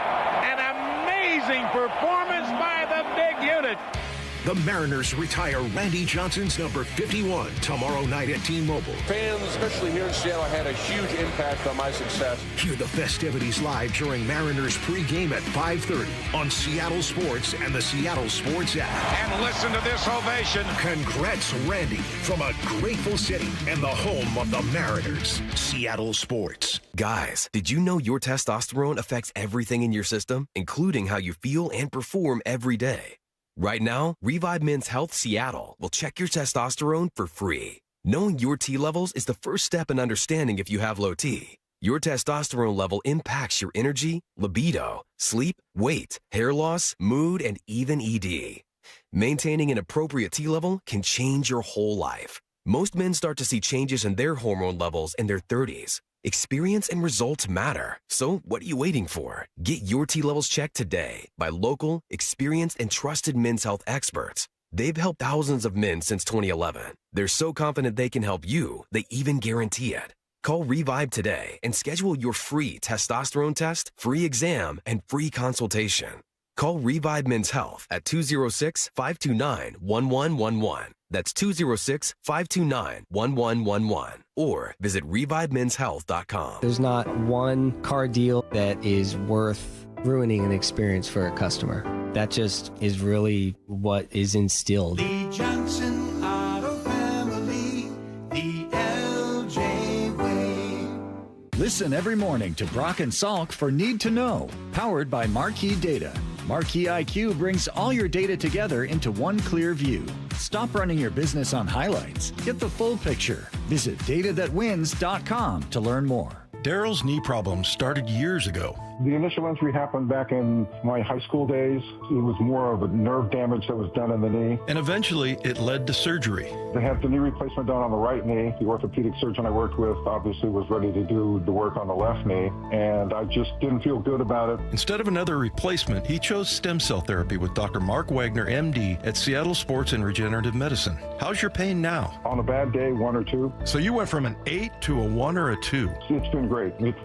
I can't say the same for the other knee. We're still having challenges. And when people ask you about surgery? What I always tell them is that you should first talk to Dr. Wagner. You should look at stem cell as an option before you do the surgery. Because once you do the surgery, the stem cell isn't going to help you. And if he says he can help you, believe him. Before you choose surgery, see Dr. Mark Wagner first, the most experienced in the Northwest with over 20,000 stem cell procedures. Schedule your consultation at drmarkwagnermd.com.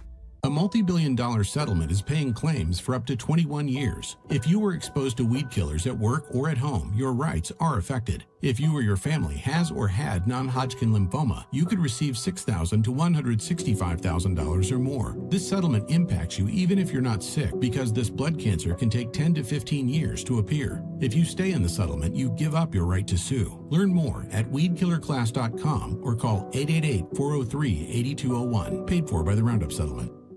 Hi, Flo here to say that Progressive knows that life can change quickly, so it's good to have flexible coverage. Oh, like when I have to take my ex off my policy. Oh, sorry. But yes, we can do that. And can you send them a message and tell them that they have trust issues that they need to work on? We don't really get in the middle of these conflicts. Also, can you let him know that I was faking interest in his band and it's probably time to grow up? I'm not going to do it. Just know that with Progressive, you can easily make changes to your auto insurance because we know life changes. Also, I'm staying in touch with his mom because she's absolutely lovely. Bad idea. Progressive Casualty Insurance Company and Affiliates. Mariners and Royals tonight at T-Mobile. 6:40 first pitch, 5:30 pregame. Listen live for free on the Seattle Sports app. They say teachers don't impact for a year, but for a lifetime. Hi, this is Rick Riz. Join WSECU, your local credit union, as we celebrate those who give so much with the Teacher of the Week program. Nominate a teacher you feel has changed a life in our community. Each week throughout the season, we'll honor one teacher with a $500 grant, courtesy of WSECU. Teachers are the real MVPs. Find out more and nominate a teacher at mynorthwest.com/teacher. Spring is here, Seattle, and now is the smartest time to replace your roof. Trust your neighbors at 3 Tree Roofing, a local, family-owned company that knows how to roof in Washington weather year-round. Schedule your free estimate today at 3treeroofing.com to take advantage of spring pricing, shorter wait times, and get $500 off your new roof before the summer rush hits. Our experts come to you, build a clear plan, and give you an estimate that same day. No surprises and no high-pressure sales tactics. Three Tree Roofing, your Puget Sound roofing experts. Hey, Mom, now that I have an after-school job, I think I want to buy a drum kit. Okay, Rockstar. Let's look at your account. When kids start making money, Chase has easy-to-use tools and expert bankers to help them learn how to manage it. And next month, I'll buy the bass drum and the cymbals. Oh, and maybe some noise-canceling headphones for you. Aw, you've thought of everything. Help kids save, budget, and build financial independence, all with Chase. That's good for kids and good for parents. Visit your local Chase branch and get started. Account subject to approval. J.P. Morgan Chase Bank, N.A. member FDIC. Wesley Financial Group is not a law firm, and Chuck McDowell definitely not an attorney. This is Chuck. If someone talked you into buying something really silly and you want to get out of that silly little thing, my advice, get the facts. Call me and I'll send you our timeshare exit kit absolutely free. Inside, you'll learn how timeshare works and all your options for cancellation. Call Wesley now for your free exit information kit. 800-791-0000. That's 800-791-0000. This hour of Wyman and Bob is brought to you by K2 Vision RLE. From the Quantum Fiber Studio, you're listening to Wyman and Bob. Weekdays 2 to 7. On Seattle Sports and 97.3 FM HD2.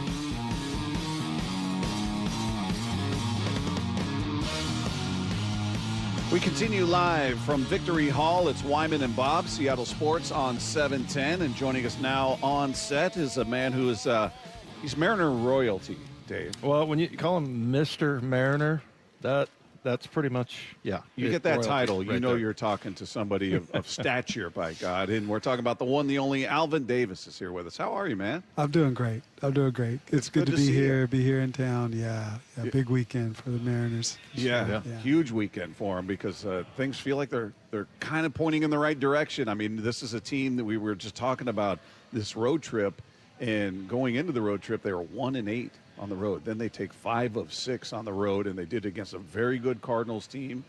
And I've got to imagine, and you know better than anybody as a player, I think we feel like players never lose confidence or never get shaken or anything. But do you think that did something for their confidence to go out and do what they did on the road trip?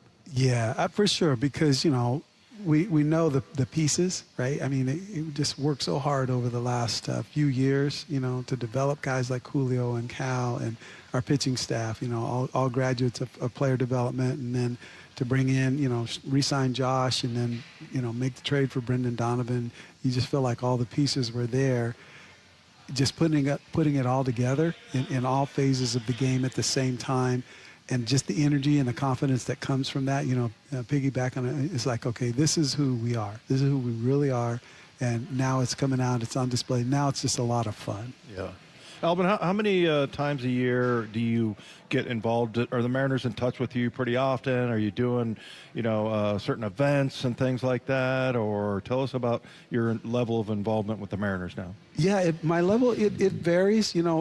Primarily this weekend, I'm here as a part of the Mariners Hall of Fame with Randy Johnson's number retirement tomorrow. So I always look forward to that. There's always special events. And, man, our front office and the folks that put these events together do such a phenomenal job. There's always a surprise, and it makes me feel really proud to be a part of our organization. I'm assigned officially to player development, so once spring training ends, I start making trips to our different affiliates in the minor leagues and working with staff and players there, helping with development of not only our players but also our staff. We have a lot of young staff. We've had a lot of turnover in player development for good reasons. Other organizations are coming and hiring our people because they're good at what they do. And so just helping, new young coaches acclimate, kind of onboarding, to our process, and just sometimes just talking good old baseball, telling stories and things like that. It's a lot of fun. Now, you were all over the place in spring training because I was telling you during the break we were trying to get you, and you were talking about working back on field too and working. What's your role in spring training, and how much do you like? I mean, you're working with a lot of guys that are going to start obviously in the minor leagues, and that's going to be their season. But how much do you like working with the young guys who are looking at you, going, "Man, I want to be where you were," and tell me about the big leagues? Do you get a lot of that? Yeah, I do, and I love it. I love those conversations. I always have to be ready for them because sometimes I have one thing on my mind, and then a conversation just kind of pops up, and a player's ready to talk, or they have a few minutes, and they've got a question that they want to ask, and so I enjoy that part of it. Sometimes folks will ask me at home, like, well, what do you do? Like, what's your job title? I'm a special assignment coach, and they're like, what's your job title? Like, what do you do? Like, what does that even mean? And so, one of the I guess illustrations that I try to use to try to borrow this from something to help people have an idea is I say, well, I'm kind of like a Sherpa, like a guide, and just helping people, supporting, going alongside them in the journey, to reach their dreams, whether it's a player, whether it's a staff member. Our staff members have aspirations. They want to coach in the big leagues as well. And so I just try to help provide some guidance. And it's fun to be a part of a team, Franklin Gutierrez and Mike Cameron and myself and Tom Williamson, somewhat, the bartenders in our group as well. And so, yeah, it's fun. It's fun. I love having those conversations. I've learned over the years that I sometimes I need to ask a question when I get asked a question because, players might be, maybe wanting to have a conversation that they shouldn't be having at that particular point in time, and it could be something like mechanics, and, I just came in, I've been there, I'm on day 2, and they come up and ask me about a swing mechanic, and I'm like, well, you've been with your hitting coach for the last 3 weeks.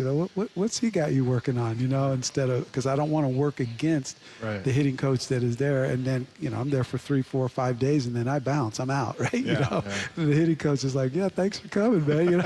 It took me a month to get him to stop talking about mechanics and focus on his plan and approach. And then you came in and now we're back to mechanics. So I get to start all over again. The hitting coach calls you and goes, what the hell are you telling me about? They're so kind, they won't do that, but I just try to be aware of that. So, and I love every aspect of that. And some of it, sometimes it's off the field. How things are going at home. How's your family doing, and just the kind of the human connection. Because on minor league they do it 6 days a week. They get 1 day off a week, which is a lot more than we have at the big league level. But at the same time, there's a certain monotony. It's not like the major leagues where you're playing against 29 other clubs. Of course, you play your division, you play your league more than the other teams, the other league. But the leagues are fairly small. So you're playing the same people over and over again, and you're playing them for 6 times. So it does get a little bit monotonous. So one of the things that I try to do when I come in is just break up the monotony for them, bring in a little different energy, as energetic as I can be at this stage of my life. But I try to remind myself, to come in and, make sure that I make eye contact and, have the door open and have conversations and talk about anything, but then, of course, as we get closer and closer to the game, help them focus on, the task at hand that night. Alvin, let me take you back. You grew up in Southern Cal, right? Yes. Went to Arizona State. I did, yeah. And then you get drafted by the Mariners. Yes. And what did you think of the Kingdom when you came up here? Because you're playing at Arizona State. You're from Southern Cal. Because when I got here, cause I went to Stanford and I played football for the Seahawks. I hated it. It was just like a big cement hallway with fluorescent lights is what it looked like to me. But then in my second year, I loved it because of the crowd and everything. What did you think when playing at the Kingdom? Yeah, you take me back to 1983 when I was in AA. A lot of us that came up in the mid-'80s, early to mid-'80s, the Mark Langstons and the Dave Valleys, Jim Presley's, we were all on that team together. And somehow we got one of those like panoramic shots of the Kingdom in the clubhouse. And that was our dream. We're in AA and, so we're getting closer, but that's the goal. That's the mountain that we're trying to climb, So when we got here, it was like, this is the best thing ever, right? We're never going to have a rain out. Yeah. We're never going to have to play in, 40-degree weather like we did in Chicago sometimes, and we're not going to have to play in 105 degrees like we did in Texas. It's always going to be 76 degrees, 72, whatever it was. But, as time went on, the longer that I was here, there was a little bit of give and take there. Some of those days in July when you're driving into Seattle we lived over on the east side, and you're driving into Seattle and there's not a cloud in the sky and it's 85 degrees and it's like, I'm going to spend the next 10 hours indoors. You know? So it went both ways. Right. You know, some of those days you kind of wish that they could, you know, just kind of pop the lid off, you know, just tilt it up and we could play in sunshine. And the other days it was like, man, I'm so glad this is a dome. Yeah. How much have you, in working with young guys, had to adapt to how hitting is taught and viewed these days versus when you were playing? Average was a big thing. Average now is almost discarded. They're like, no, it's all of the sabermetrics and all of the launch angle and exit velo and all these different things that never talked about when you were playing. How much of an adjustment has that been for you? Yeah, that's a great question. You know, I've tried to adapt. One of the things that when Jerry came in and Justin Hollander and Andy McKay came in, Scott Service back in, I think, the offseason of 15, going into the 16 season, it was made very clear to us, like, this was going to be a very, very important part of what we're going to do, what we're building here in this organization. And so for some of us better and older guys, it was kind of like, you know, we don't expect you to become expert in it, but we do expect you to understand it and to be able to coach from it.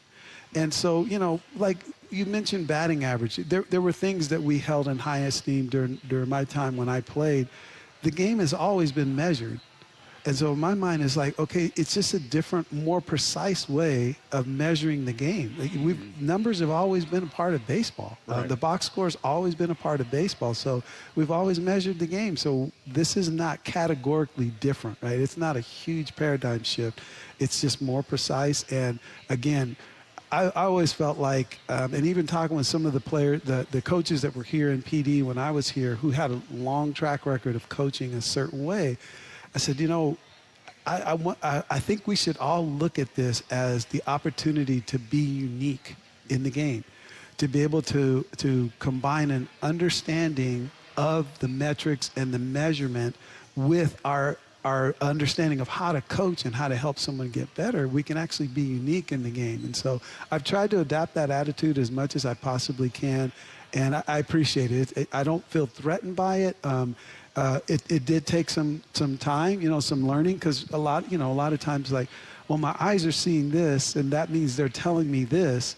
But to learn to say, okay, let's go to the next level. Let's look at the data and see if the data confirms what my eyes are seeing, and then go coach the player, rather than just like, wow, I think you need to make this adjustment, you know, with your mechanics or whatever it might be, but not, you know, having the context of like, well, is what he's doing actually working? You know? Yeah. You know, especially in my role when I'm there for 4 or 5 days, that's a real small sample, especially when it comes to hitting. You know, I might have just caught a player in a time where he got pitched especially tough, and he could have been the only 1 or 2 guys in the lineup that got pitched tough. So should I draw a conclusion about how things are going based on what I saw in a 3 or 4 or 5 game sample? Probably not. I'm probably not serving that player really well. So, but if I can go back and look at the data, like, okay, how's he been doing over the last month? You know, where's he at? And it's all readily available for us. And that's how they want us to coach the players. Just, you know, coach, but verify what you're doing. You know, speak from an informed position. You know, we talked to Doug Glanville. I think it was 2 years ago. It just made an impression on me that he talked about how baseball is just a game of second guessers. Right? Like you're always gonna, you know, you're gonna be wrong. You're gonna be wrong. You're gonna strike out. You're gonna, you know, and just sort of blaming. And I know that was a time where Dan had moved around the lineup or something like that. And I guess you just have to kind of block that out, right? Because I feel like that's the sport that has the most experts out there. Yes. That are trying to, like you said, measure the game. Yes, and the data is publicly available. You know, and whereas, you know, 40 years ago, it really wasn't. You know, you had a box score to go off of. You know, you didn't have the technology within the stadium.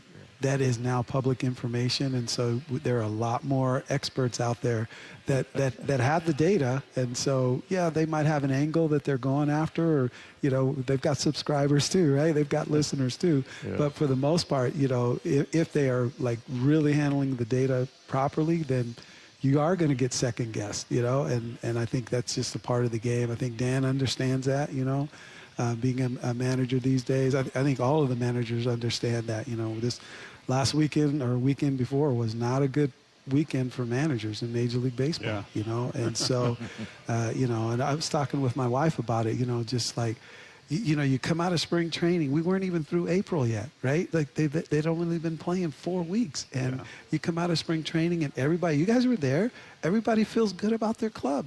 Coming out of spring training, and you know, you hear the, you know, we put the work in, and that's all we could ask the players. You know, they came in a good headspace, they came in good shape. You know, they've worked hard for the last 6-7 weeks or however it might be.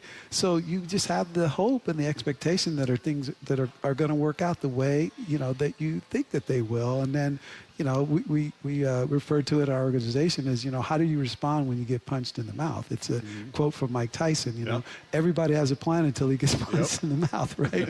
And I take it a step further and say, you know, everybody has a plan until they get punched in the mouth and they look down and they see blood on the floor and it's there. It's like, oh, I'm getting it taken to me right now. Am I going to be okay?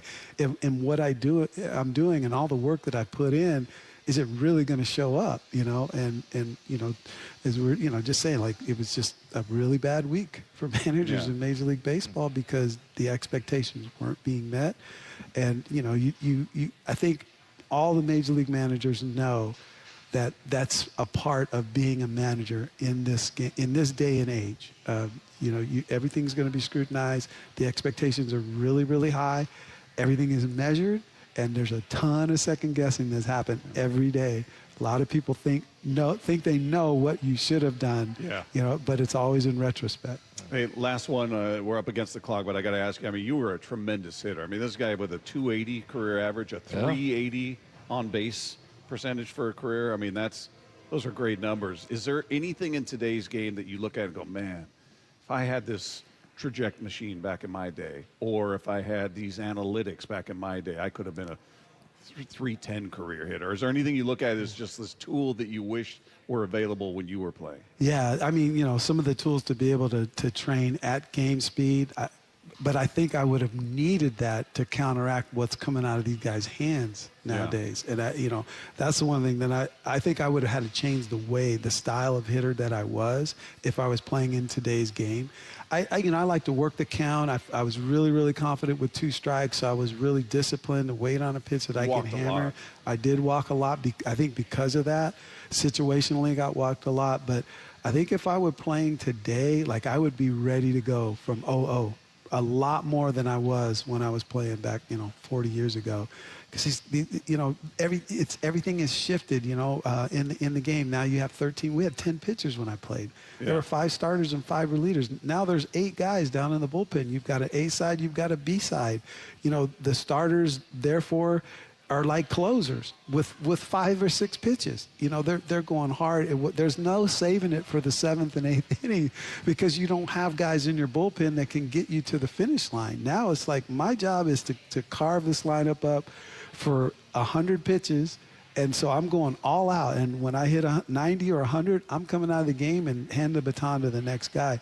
And to your point, like, as a hitter, you have to be disciplined, but you have got to be aggressive if it's their swing.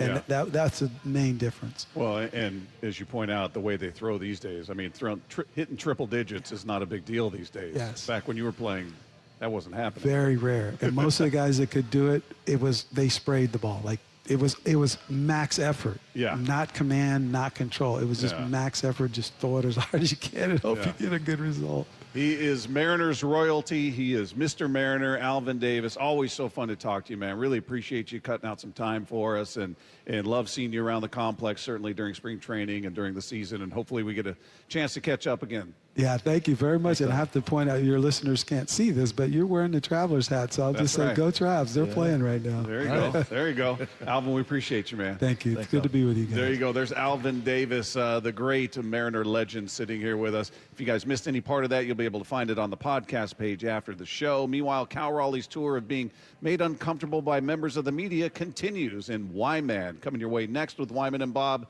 It's Seattle Sports on 710.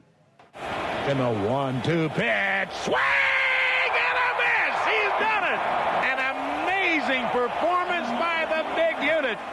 The Mariners retire Randy Johnson's number 51 tomorrow night at T-Mobile. Fans, especially here in Seattle, had a huge impact on my success. Hear the festivities live during Mariners pregame at 5:30 on Seattle Sports and the Seattle Sports app. And listen to this ovation. Congrats, Randy, from a grateful city and the home of the Mariners. Seattle Sports. We've all been there. Sleepless nights, mind racing, wondering if your business's security service is really protecting what matters. At Bay Alarm, we can put your security insecurities to bed. Video security, burglar alarms, fire alarms, access control, 24/7 monitoring, and more. Our advanced technology and personalized support ensure you can rest easy, knowing we're here for you, your people, and your business. Visit bayalarm.com to talk to a local security expert. Bay Alarm, we got you. Worried about tariffs, imports, hidden fees on your trees? Relax. At Big Trees, the only thing growing faster than our trees is your relief, because trees don't come with tariffs. What you will find is a massive nursery open to the public with hundreds of locally grown trees ready for planting. Come visit our nursery today or online at bigtreesupply.com. That's bigtreesupply.com.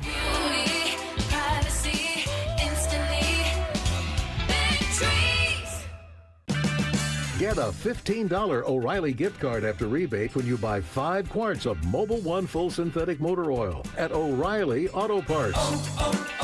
O'Reilly Auto Parts. This is the story of the one.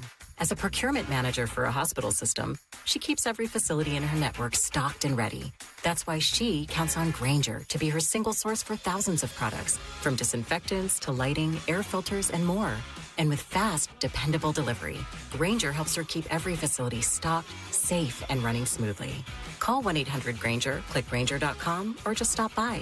Grainger, for the ones who get it done.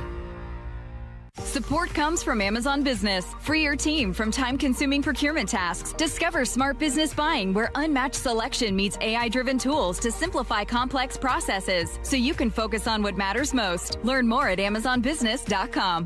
Progressive knows it ain't easy navigating the open plains of home insurance, but there is one man who can help tame that wild herd of options. The Home Quote Explorer. Note, Progressive's Home Quote Explorer is not a real person, but an online tool that lets you compare home insurance. He's the type of fella who helps you decide on the right insurance, even if it ain't with him. Again, not a person, just an online tool that helps you find great home coverage. A real pioneer. Okay, fine. Just do the thing. Yeah! Progressive Casualty Insurance Company affiliates and third-party insurers. Comparison rates not available in all states or situations. Drew Brees here. Whether you're on the field or on the road, having the right team on your side makes all the difference. I learned that the hard way. On the field, you don't go anywhere without a solid O-line. And when your car breaks down, you want that same kind of protection. That's why I trust CarShield. Their protection plans help you tackle expensive repairs so that you're not blindsided. Visit carshield.com now and join the team that's helped millions of drivers save. Coverage varies by plan. View contracts and exclusions at carshield.com. Did you know that most people wait 6 or 7 years before they buy a new TV? That's a lot of time in front of one TV. So why not get one of the best sets for the next 7 years, like one of the top-rated Samsung, LG, or Sony models? Too expensive? What if you could get up to $1,000 trade-in for your old set? Who would do a stupid deal like this? Right now, at Video Only, you can get big bucks for your old set as a trade-in and a hot price on the new models. Don't be sorry. Check out Video Only. Mariners and Royals tonight at T-Mobile. 6:40 first pitch, 5:30 pregame. Listen live for free on the Seattle Sports app.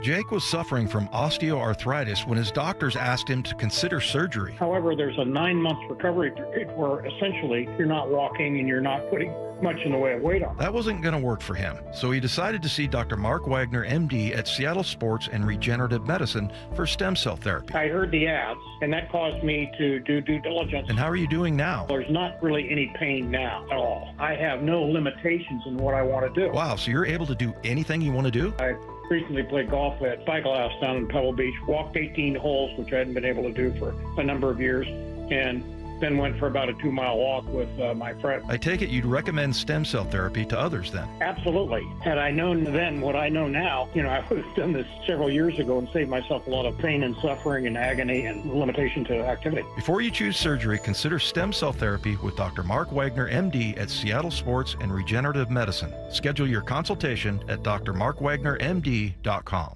Finding great candidates to hire can be like, well, trying to find a needle in a haystack. Sure, you can post your job to some job board, but then all you can do is hope the right person comes along, which is why you should try ZipRecruiter for free at ZipRecruiter.com/radio.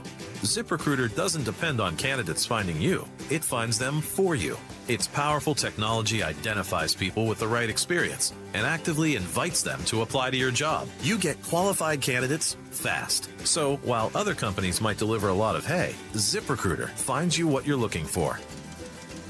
The needle in the haystack. See why 4 out of 5 employers who post a job on ZipRecruiter get a quality candidate within the first day. ZipRecruiter, the smartest way to hire. And right now, you can try ZipRecruiter for free. That's right, free at ZipRecruiter.com/radio. That's ZipRecruiter.com/radio. ZipRecruiter.com/radio. ZipRecruiter. Tell me why. Why, man? Why? Lunch has been canceled today due to lack of hustle. Deal with it. He's a habitual line stepper. What were you thinking? What are you doing? Why are you the way that you are? It's the Why Man of the Week. It is Wyman, presented by Mazda of Everett, and this comes from Jeff Passan, who was doing an interview with Cal Raleigh, and asked him about the inconvenience of having a big dumper. Daily basis, it can be tough. Just like, if you're laying down on the bed, I don't really sleep on my back much just because, it'll curve and it'll hurt my lower back. And finding pants, that's a problem. But, a lot of athletes have problems with that just because, you got to find, jeans or a suit or something that fits your legs and your backside there. But yeah, I'd say that's more of an inconvenience than anything. It's just, finding clothes that fit, sleeping on your back, which I'm more of a side sleeper anyway. So I just love how sincere he is in answering that question. I can't, like laying on my back, it'll curve there. It curves there. He's trying to draw the picture. Hurts my lower back. It'll curve. Well, I do remember now, I didn't have that big of a dumper, but I did. My legs and my neck were like ridiculously big, and I do remember the whole thing about pants, having to try to get that. And I remember the offensive lineman, there was one big and tall shop in town, basically, and it was in the mall. Yeah. And the clothes were super hokey. It looked like like a picnic table spread, whatever. And all the guys would wear the same thing because that was the only place they could get find something that fits. Big clothes. But I mean, I love that Cal. It's almost like a scouting report that he's giving you there, right? Yeah. He's just very sincere answer. Yeah. Doesn't matter how silly the question was. Gives you a very sincere answer. I love that. Wyman is presented by Mazda of Everett. Meanwhile, Seahawks rookie minicamp kicked off today. We're going to hear about that from a man who watched it all. Seahawks reporter John Boyle is going to join us next. It's Wyman and Bob. This is Seattle Sports on 710. And everybody is up, pulling for the big unit to do it with his brand, with his K. 1-2 pitch on the way, swing and a miss and it's over. And he did it. He put it right on the rump of the old steer and burned her right in there. Tomorrow night at T-Mobile, the Mariners retire Randy's number 51. Live coverage on Seattle Sports during the Mariners pregame show beginning at 5:30 on the home of the Mariners, Seattle Sports. Do you need glasses or contacts and you're now at the age where you also need readers? K2 Vision RLE is the permanent solution to eliminate the need for all those. Hey, it's Doctors King and Kopstein from K2 Vision. Andy, for those nearing age 50 or so, refractive lens exchange can be a great alternative to LASIK. That's right, Joe. K2 Vision RLE is a terrific permanent solution for a lifetime of great vision. The older we get, we experience the dysfunction of our natural lens, which affects both distance vision and requires the use of reading glasses. Plus, after K2 Vision RLE, you will never develop a cataract. And like LASIK, K2 Vision RLE is quick and painless. The question is, which procedure is right for you? With the experience of over 150,000 procedures, the doctors at K2 Vision will know which procedure is best for you. Schedule your free Zoom consultation today at k2visionrle.com. K2 Vision RLE. No readers, glasses, contacts, or cataracts. It's a brave face we put on. We never want to be any trouble. But you know, getting older isn't all smiles and birthday parties. Sometimes it's facing the fact that we are aging. And you know what? That can be pretty hard. If you need a little support or just want to talk to someone, 988 is here for you. It's free and it's confidential. Call 988 anywhere, anytime. A message from the Washington State Department of Health. This Memorial Day, feel the freedom of lower energy bills. Lake Washington Windows and Doors is taking $525 off every window, plus $1,000 off every patio or entry door. Plus, enjoy 12 months free financing. LakeWashingtonWindows.com. Your old furnace ain't nice, and your toes are like ice. DayandNight.net. This month, Day and Night gives you a free furnace with the installation of an AC or heat pump. If you're not sure your furnace will make it through another winter, call us to install a proper, long-lasting, efficient heating system backed by our lifetime workmanship guarantee, so you won't be left out in the cold. Install an AC or heat pump and get a free furnace from Day and Night Plumbing, Heating, Cooling, and Electric. DayandNight.net. The Johnsons always talk about an orientation meeting. Their dad and grandpa, they always maintain that it's a people business. Lee Johnson Auto Family, the LJ way. Hi, Flo here from Progressive. You know, life changes quickly, so it's good to have flexible coverage. Oh, you mean like adding another vehicle? Yes, that's something we can do. Great, because I was thinking about getting a van so we could just keep the kids' softball stuff in the car. Oh, we don't need to get into specifics. Just saying it's easy to change. Oh, and Hannah wants to try the tuba. Again, we don't need the specifics. Last year, she wanted to be a tap dancer, but that only lasted 2 lessons. Okay. But she kept the shoes because they are adorable. Well, just know that with Progressive, you can easily add another car to your auto insurance because we know life changes. Progressive Casualty Insurance Company and Affiliates. This is the story of the one. As a procurement manager for a hospital system, she keeps every facility in her network stocked and ready. That's why she counts on Grainger to be her single source for thousands of products, from disinfectants to lighting, air filters, and more. And with fast, dependable delivery, Grainger helps her keep every facility stocked, safe, and running smoothly. Call 1-800-GRAINGER, click Grainger.com, or just stop by. Grainger, for the ones who get it done.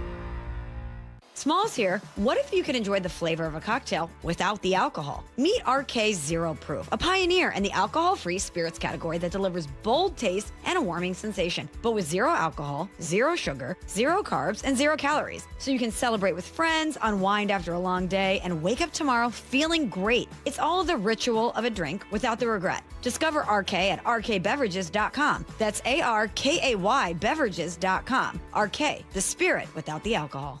Evan Cohen here. PayPal is now the official peer-to-peer payment sponsor of the NFL, which means all the money moments that fandom creates, whether splitting tailgate costs or chipping in on tickets and game day food between friends, are covered. Wherever the game is played or watched, PayPal moves with fans. You can send money through text, email, or directly to your friends with eligible accounts on Venmo. Just download the PayPal app, share all the moments that matter. Account with PayPal is required, not available in all regions where PayPal operates.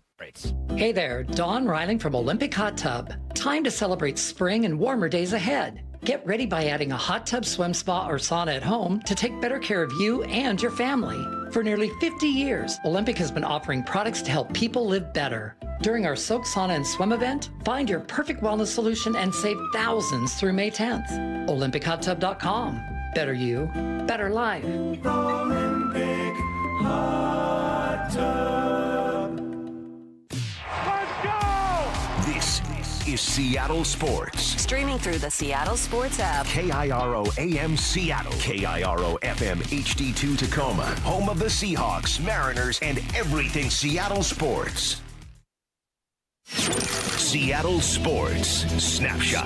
Mariners get back to it tonight after the day off. They welcome the Kansas City Royals to town. Game 1 of that series coming your way tonight. Mariners sitting there in second place in the division at 16-16. They will send Brian Wu to the hill, get things started on the right foot. You can catch it all starting at 5:30 with the pregame show, 6:45 first pitch right here, Seattle Sports on 710. Games going on right now. They're in the top of the second in Detroit. The Rangers up 1-0 on the Tigers. They're in a rain delay in Pittsburgh. The Reds and Pirates, that one yet to get underway. Bottom of the first in Washington. Brewers out to a 1-0 lead over the Nationals. Snapshot brought to you by Miller Lite. When it's game time, it's Miller time. This hour is serviced by the Lee Johnson Auto family. From the Quantum Fiber Studio, this is Wyman and Bob on Seattle Sports. Streaming live on the Seattle Sports app and at seattlesports.com.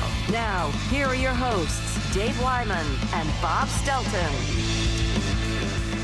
We are live from Victory Hall, right across the street from T-Mobile Park. Mariners and Royals get together tonight, game 1 of their series on a beautiful day for baseball. It's a beautiful day for Seahawks rookie minicamp, which started today, and we get a chance to get a little update on what took place out there with a man who was watching it front and center. He's with us on the Emerald Queen Casino Sportsbook Hotline. Seahawks reporter John Boyle is with us. How are you, man? I'm doing great. How you guys doing? Well, we're good. It'd be better if we were outside. It's a beautiful day for once. So. I know. Yeah, we're stuck inside. Well, the other thing, too, Boyle, is that, this always fools the rookies, right? They think it's like this all the time. So you got to set them straight, right? Well, I always think it's funny. They get here this time of year. It's pretty nice, and then they're all around all summer. And really all they know of Seattle, other than maybe a few rainy spring days, is just glorious weather until about halfway through the season. And then they get to see the other side of it. So sometimes it takes them several months to really understand what they're getting into. That's right. So, John, for the listeners out there that don't maybe really know what goes on at a rookie minicamp, kind of take us through what they put the rookies through. Yeah, I mean, it's kind of like a light practice you might see at training camp. Nobody's in pads, but it's, John Schneider kind of mentioned this during Jadarian Price's press conference. Like, it's a big undertaking. Schneider's kind of shouting out the coaching staff and the equipment staff and all that. Like, you're trying to get these guys ready to have a functional practice a day after they arrived in town. So obviously there's, it's a much more limited version in terms of what they're doing. It's maybe a little sloppier sometimes than a normal practice operationally, but it's just good for, it's a chance for kind of some of the top picks to just get out there and start a long journey. And then you get some of these guys who are here on tryouts who are trying to show they, deserve to stick around or at least be on the callback list if a need comes up later. How many guys would you say are out there? I believe the number was like 68. Don't quote me on that, although I'm on live radio, so I guess it's too late for that. You've been pretty quoted. sure the number was 68. At least that's what's on their roster. Okay, so they're able to. That's 7 guys they drafted, 8 guys they drafted, 7 undrafted rookies, handful of some practice squad guys. If you haven't accrued a season, you can be here. So a lot of guys from last year's practice squad can be out here. But the vast majority of that 68 is tryout guys who, again, are just trying to show maybe 1 or 2 get signed right away after this, but otherwise might be a guy if you have a need come up in training camp or whatever, you call on those guys then. Yeah, do you remember a guy that was kind of a fill-in like that in the rookie minicamp that ended up making the team? Is there any examples of that? Well, you're putting me on the spot. Was Jamie Sheriff one, or was he here? I can't remember. I think he now. might be right. There's always a few. Like I'd say on average, maybe 1 or 2 get signed right away, and then like I said, there's usually there'll be a guy that signs in training camp or a guy that signs the practice squad during the season, and like, why does that name ring a bell? And you look it up, and sure enough, he was a tryout guy. So even if, for the guys who don't make the team, they can still make an impression that helps them down the road. So it is a big opportunity for a lot of these guys. So how did the draft picks look to you? Did anybody in particular stand out?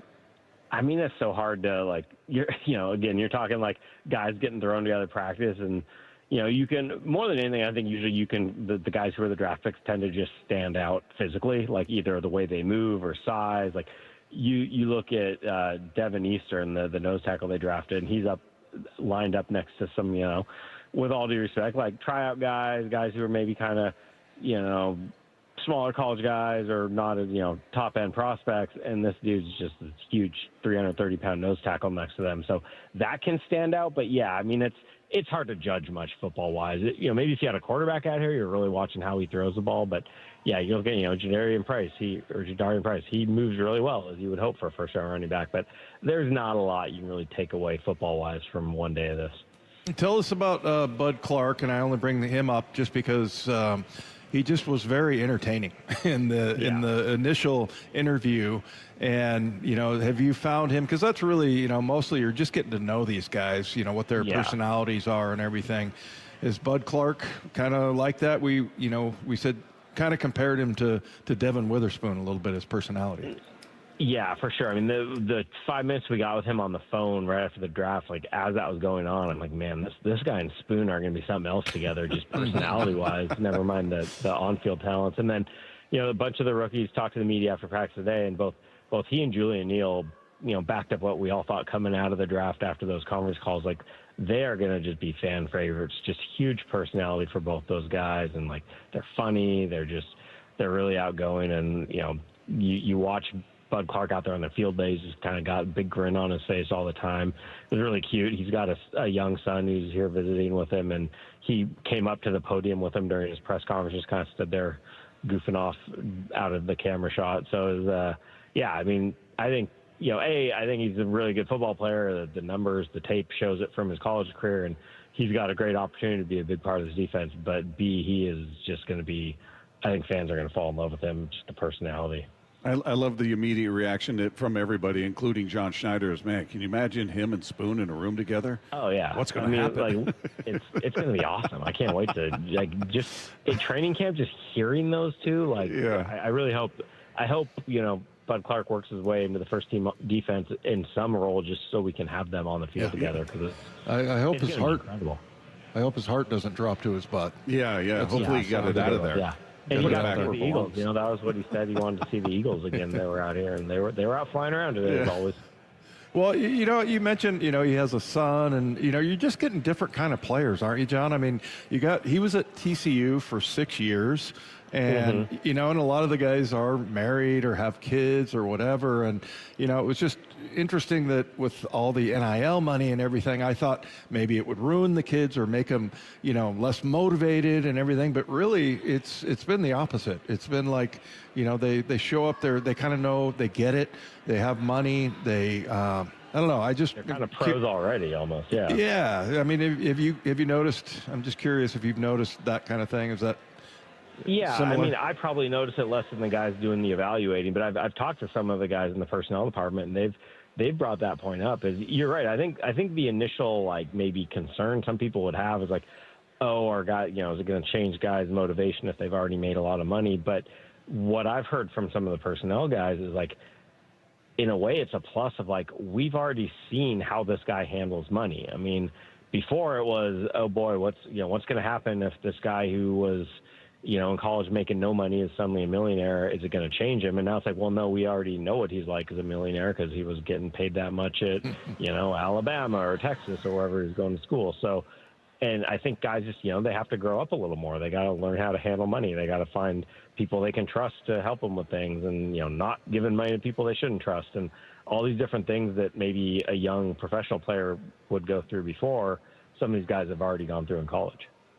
Hey, John, as far as contracts and everything, obviously JSN just got his big extension, which we all expected, and we expect the same with Witherspoon. Do you know any progress on that? Any insight on where they're at with that? I got no insight for you, but I would just say from everything we've heard from John Schneider and Mike McDonald, they have every intention of making that happen at some point. JSN's actually surprised me how early it happened, just because with a year left on the rookie deals and then the fifth-year option, there's a little less urgency. We saw with Charles Cross, they waited and didn't get it done until pretty far into last season, or was it even after the regular season ended, before the playoffs, I think.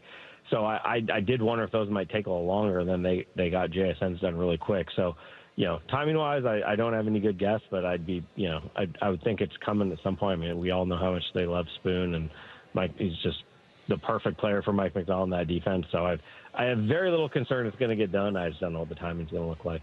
Yeah, and then one other one that we always look to be maybe restructured or just based on where he ranks in the the cap hit yearly, and that'd be Uchenna Nwosu, who carries a pretty big cap hit. Is that something you see them addressing in terms of maybe a restructure to sort of minimize that hit?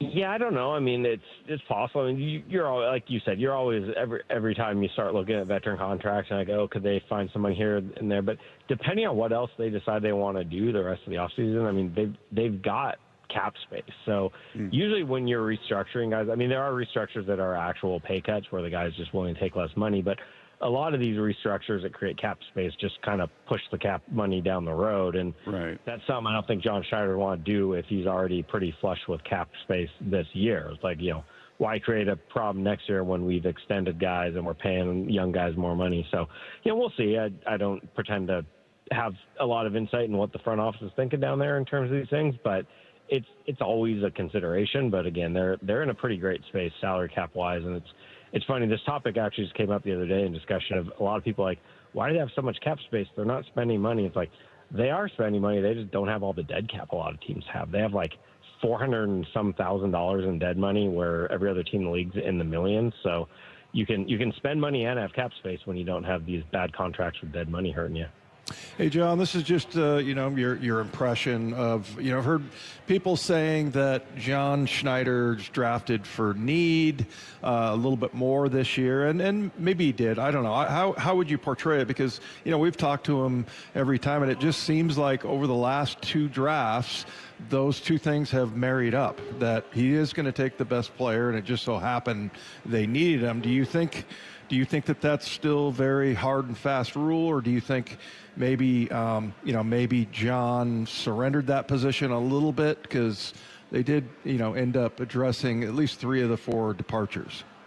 No, I mean, it's part of the thing we've heard John Schneider say this over and over is like, I don't know, he doesn't use the term need, but like essentially need is built into their grading process of like, they're looking at like the phrase we always hear from John Schneider is like, we grade for our team and not the rest of the league. So that has to do with like the personality fit and the kind of competitor they are, but B, it kind of fit like, where's this guy fit on the roster? Like, are you going to bring in, that kind of affects your is like, does this guy have a chance to come in and compete with so-and-so, or is he going to be a guy that's just buried in the depth chart because we're loaded at that spot? So, I can tell you, I'm in the draft room for certain parts of the draft, and I can tell you, like, they're going with their board. Like, they're drafting guys at the top of their board pretty much all the time in recent years when I've been in the room.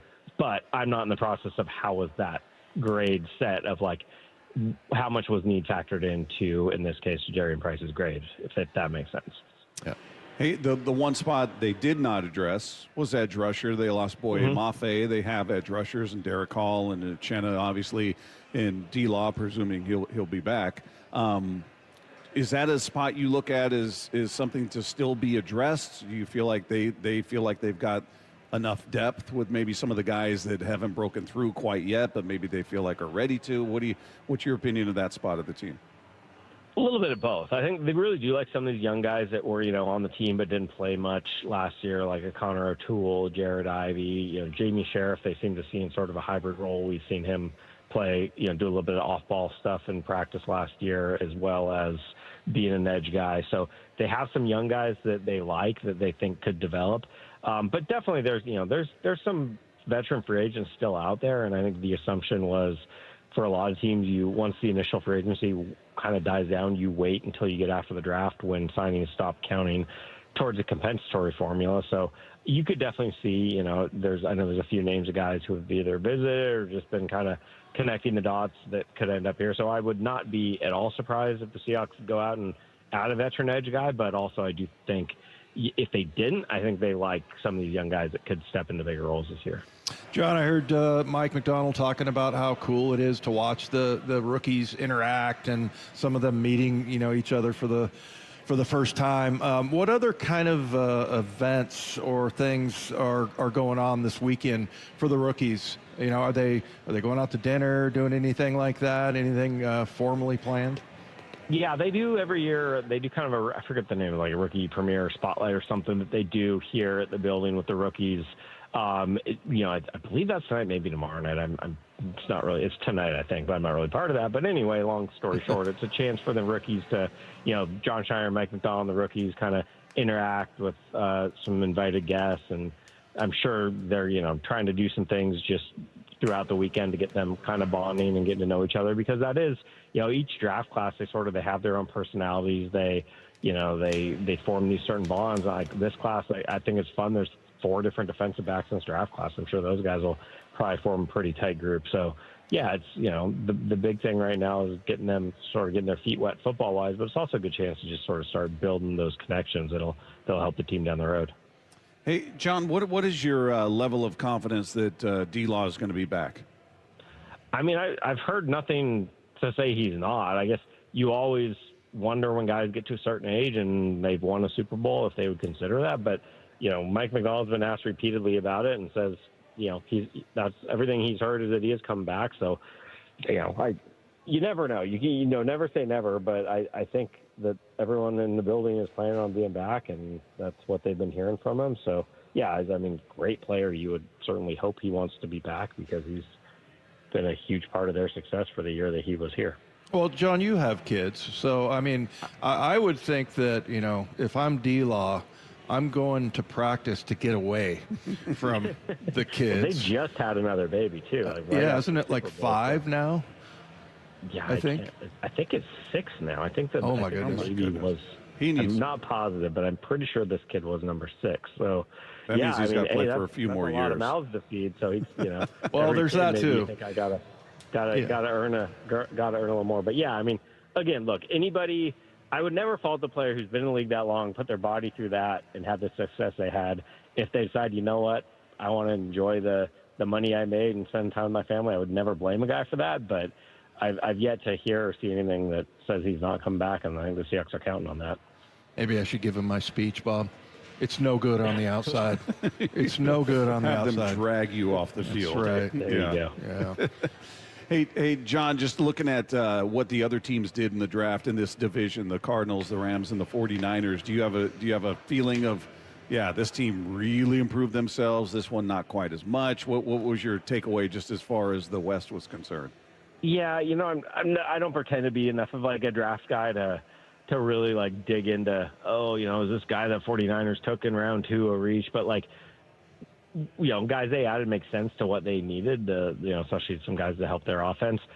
Obviously the big kind of surprise, at least to most of us, was what the Rams did in the first round. And look, if you get a quarterback and he ends up being a good starting quarterback down the road, that's going to look like a great move.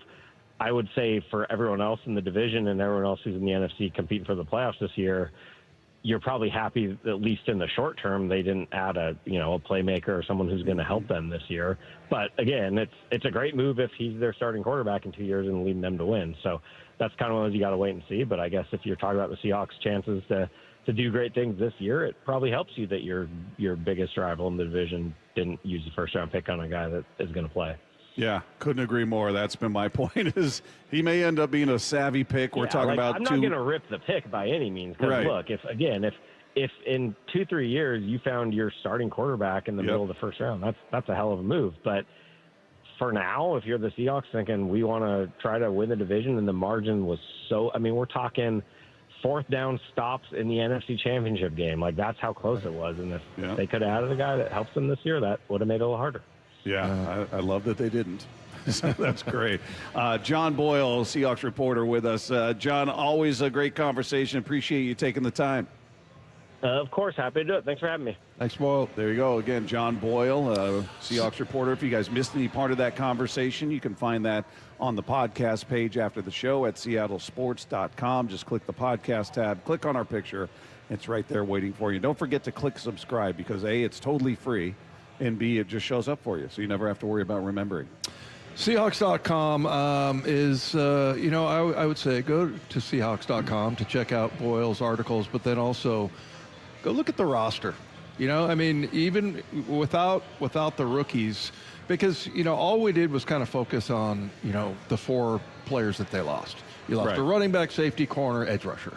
But if you go and look at the guys that they do have, and I guess for a lot of people, I think that felt bad, and you're like, oh, you get screwed when you win the Super Bowl, right? You get the last pick, everybody, comes and pilfers your roster, but if you go and if you look at the players that they do have left over, instead of just looking at the other side, it's still pretty impressive. But like he pointed out, man, that and it makes that Ty Simpson pick even more sort of I guess newsworthy. That 2 4th downs that they had to stop them on. I mean, that's how. And then you go back to the other 2 games. The difference between the Rams and the Seahawks is very slim. I mean, maybe Myers hits that 61-yarder at a different time or whatever. He just had, like you said, a bad swing on that one. And then, we overcome a 16-point deficit in the Thursday night game. And then, you got to stop them on 4th down to win the NFC Championship game. I mean, it's crazy. Slim margin, and as I was saying, he just reiterated their very first pick is not somebody that makes them better next year. Right. Presumably, unless, again, unforeseen injury, he jumps in and he's a superstar out of the gates, which I do not expect. Right. So the fact they didn't get an impact player with that, now maybe some of their other draft picks will be impact guys, but their first pick won't. Yeah, I think, was it versus rookie year 2 years ago? Jared Verse? Yes. Yeah. That was an impact player right away. Yes. Right away, man. And, he was phenomenal last year. So, yeah, that's Exhibit A right there, right? If you're Matthew Stafford, like, hey, why don't we get a guy like that? Why don't we get a defensive guy here? But I don't know. We'll see how that one turns out. But I just know, I remember being very happy in that room when they picked Ty Simpson. Brock was clapping on his leg. He was very excited. Yeah. Meanwhile, look at Matt going Lefko here. I like this. Oh, boy. I can't believe I'm actually saying this, but Mike Salk had an interesting point about what the Mariners need to win big this season. We'll get into that coming up next. It's Wyman and Bob live from Victory Hall right across the street from T-Mobile Park at Seattle Sports on 710. In the 1-2 pitch. Swing and a miss. He's done it. An amazing performance by the big unit. The Mariners retire Randy Johnson's number 51 tomorrow night at T-Mobile. Fans, especially here in Seattle, had a huge impact on my success. Hear the festivities live during Mariners pregame at 5:30 on Seattle Sports and the Seattle Sports app. And listen to this ovation. Congrats, Randy, from a grateful city and the home of the Mariners. Seattle Sports. Hey, it's Dave Wyman here for Swedish Cyberknife. One of the best parts of radio is getting to interview a lot of really interesting people who are at the top of their profession. For example, Dr. Robert Meyer. He's a multiple-time recipient of the Seattle Top Doctor Award, and we spoke about prostate cancer and effective ways to treat a diagnosis. Dr. Meyer said many patients prefer Swedish Cyberknife because all it takes is 5 short treatments, each lasting about 45 minutes, and Swedish Cyberknife can treat prostate cancer in 1 week with minimal interruption to a patient's life and work. The side effects are minimal compared to other treatments, no surgery, non-invasive, and far less impact on your everyday functions. Also, Swedish has been offering the Cyberknife treatment here in Seattle for over 10 years and treated over 1,000 prostate cancer patients. If diagnosed with prostate cancer, learn more about Cyberknife for prostate cancer treatment at swedish.org/cyberknifeprostate. Treat prostate cancer with Swedish Cyberknife. Cyberknife is a registered trademark of Accuray Incorporated and is used with permission. Hey, it's Mike Salk here for my friends at Snoqualmie Casino and Hotel. Celebrate Mom with Snoqualmie Casino and Hotel's Mother's Day weekend giveaway.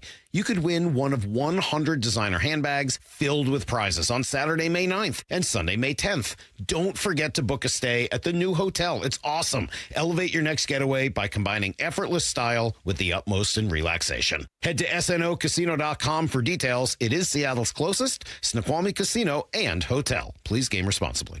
Progressive knows it ain't easy navigating the open plains of home insurance, but there is one man who can help tame that wild herd of options. The Home Quote Explorer. Note, Progressive's Home Quote Explorer is not a real person, but an online tool that lets you compare home insurance. He's the type of fella who helps you decide on the right insurance, even if it ain't with him. Again, not a person, just an online tool that helps you find great home coverage. A real pioneer. Okay, fine. Just do the thing. Yeah! Progressive Casualty Insurance Company affiliates and third-party insurers. Comparison rates not available in all states or situations. This is the story of the one. As a maintenance tech at a university, he knows ordering from multiple suppliers takes time away from keeping their arena up and running. That's why he counts on Grainger to get everything he needs, from lighting and HVAC parts to plumbing supplies, all in one place. And with fast, dependable delivery, he's stocked and ready for the next tip-off. Call 1-800-GRAINGER, click Grainger.com, or just stop by. Grainger, for the ones who get it done. This is the story of the one. As a maintenance tech at a university, he knows ordering from multiple suppliers takes time away from keeping their arena up and running. That's why he counts on Grainger to get everything he needs, from lighting and HVAC parts to plumbing supplies, all in one place. And with fast, dependable delivery, he's stocked and ready for the next tip-off. Call 1-800-GRAINGER, click Grainger.com, or just stop by. Grainger, for the ones who get it done. At quarterback, calling the right play could change the whole game. And when your car breaks down, same idea. Make the right call before the big repair bill hits. CarShield helps protect you from expensive auto repairs. Plans include 24/7 roadside assistance, towing, and rental car options, all to keep your drive alive. Look, breakdowns happen, but choosing CarShield, that's the easiest call you'll make all day. Visit carshield.com now and join the team that's helped millions of drivers save. Coverage varies by plan. View contracts and exclusions at carshield.com. Mariners and Royals tonight at T-Mobile. 6:40 first pitch, 5:30 pregame. Listen live for free on the Seattle Sports app. A shot to center field. Julio is there, and Julio makes the catch! At T-Mobile Park, you've always got the best seat in the house, even when there's not an actual seat, because you're in the T-Mobile pen. They're going crazy here at T-Mobile Park. The pen isn't just the perfect space to hang with your whole crew. It's where you can see Julio defend the no-fly zone 1 minute and watch Senor Smoke get ready for his big entrance the next. Andres Munoz has simply been incredible. Sure, the pen is standing room only, but with a team this exciting, who wants to be sitting down? Mariners baseball. Try this up. Score Mariners value game seats for less than $12 to next week's marquee matchup against the Braves Monday through Wednesday. Go to mariners.com/value to get your tickets and check out the full slate of Mariners value options, including the biggest ever value menu and beer lineup, featuring 36 items and available every game. Support comes from Amazon Business. Free your team from time-consuming procurement tasks. Discover smart business buying where unmatched selection meets AI-driven tools to simplify complex processes so you can focus on what matters most. Learn more at amazonbusiness.com. Get $1,000 in free survival gear for a limited time. You heard that right. Right now, when you order the powerful Grid Doctor 3300 solar generator from MyPatriotSupply.com, we'll send you over $1,000 in life-saving preparedness supplies, including a 4-week survival food kit, water filtration system, an off-grid cook stove, and much more, absolutely free. This offer won't last long, so get your generator and free survival gear now at MyPatriotSupply.com. That's MyPatriotSupply.com. Check engine or ABS light on? Take the guesswork out of your warning lights with O'Reilly Veriscan. It's free. Ask for O'Reilly Veriscan. O'Reilly Auto Parts. This hour is serviced by the Lee Johnson Auto family. Wyman and Bob. From the Quantum Fiber Studio. Weekdays 2 to 7. On Seattle Sports and 97.3 FM HD2. Our thanks once again to John Boyle of Seahawks.com, who joined us in the previous segment. In case you guys are just tuning in and missed that conversation, you'll be able to find it on the podcast page after the show at seattlesports.com. A reminder, we do have Mean Text coming up at 5:15 today, so you got a little less than 45 minutes to get those in at 866-979-3776. How are they doing so far, Matt? Not good, Bob. Not good. That's not surprising, is it? I mean, not surprising, but disappointing. We're talking about a bunch of morons. Morans. Or morahones. We'll get those in. And again, Lefko sent a message before the show. He said, let the listeners know, let the texters know they're dumb. That was his message. Very short and sweet. To the point. He just wanted to make sure he was consistent. So that's the message from him. If you'd like to fire shots at him, we must say it is Matt Nelson's birthday today. Oh, why? No, we don't must say that. That's not a must say thing. Surprisingly, texters already knew it. I saw multiple texts come in today. Which, by the way, how? And some, I don't know. Some super sweet guy bought him a pizza, right? That's for right. his That's birthday. right. And then what does he do? Distributes it to everyone in the hall here. Yeah. I left. It was a whole pizza. I came back and there was one pizza left there. That was for you. But yeah, it is. We had somebody check in yesterday saying it was your birthday, and I sent a message back saying, "How did you know that?" He said, "Some big birdie told me last week." I don't know who the big birdie is. Well, based on what Matt says, happy birthday, Matt, on the air, that would be a good text in how old you think Matt is based on what he says, because they're going to say a lot of people are going to say old. he's a senior citizen. Certainly, they'd be right. He's a cranky old man who's seen a lot of life. Exactly. He's just agitated by it all. All right, there you go. 866-979-3776. He does a lot of that where you wave your hand and go, ah, you know. Get that to the clip. He's like, people. Enough of this. All right, people. Meanwhile, I do like his tease that he wrote. I can't believe I'm actually saying this, but Mike Salk had an interesting point about what the Mariners need to win big this season. He said there are two things. This is from Mike. Two things to win big. Your best, most established players need to perform, and for somebody to emerge and outperform. Two things you need if you want to win big. One, your best, most established players need to perform. You need Cal Raleigh to hit home runs. You need Julio Rodriguez to be 30-30. You need Josh Naylor to do his thing and drive everybody in and take those great at-bats. You need Brian Wu and Logan Gilbert and the starting pitchers and Andres Munoz. All the big-name, all-star type players that you've built this team on, you need them to, perform. Just up to their baseball card. Just be who they've always been. Just be who they're supposed to be. You need your stars, your most established players, to perform at their regular level. The second thing you need is you need someone, or maybe more than one person, to emerge, to outperform, right? You need your established players to perform. You need at least one, if not a couple other people, to outperform your expectations for them. Why did the Mariners go to the playoffs last year? Because Cal Raleigh outperformed every single imaginable expectation for him, or quite frankly, for any catcher ever. You needed that. I don't know that you go to the playoffs last year if Cal Raleigh has his expected season of 30 to 35 home runs and, everything else that Cal does. Maybe you do. I don't know. I'm not convinced. But instead, he does all of that. He completely outperforms expectations, and you go to the playoffs. Okay, we're done now. Yeah. Jeez, the Mike Salk show there for a minute. Yeah, he was rolling. To me, there are four candidates I look at as to guys that outperform. Emerging. Yeah, that emerge.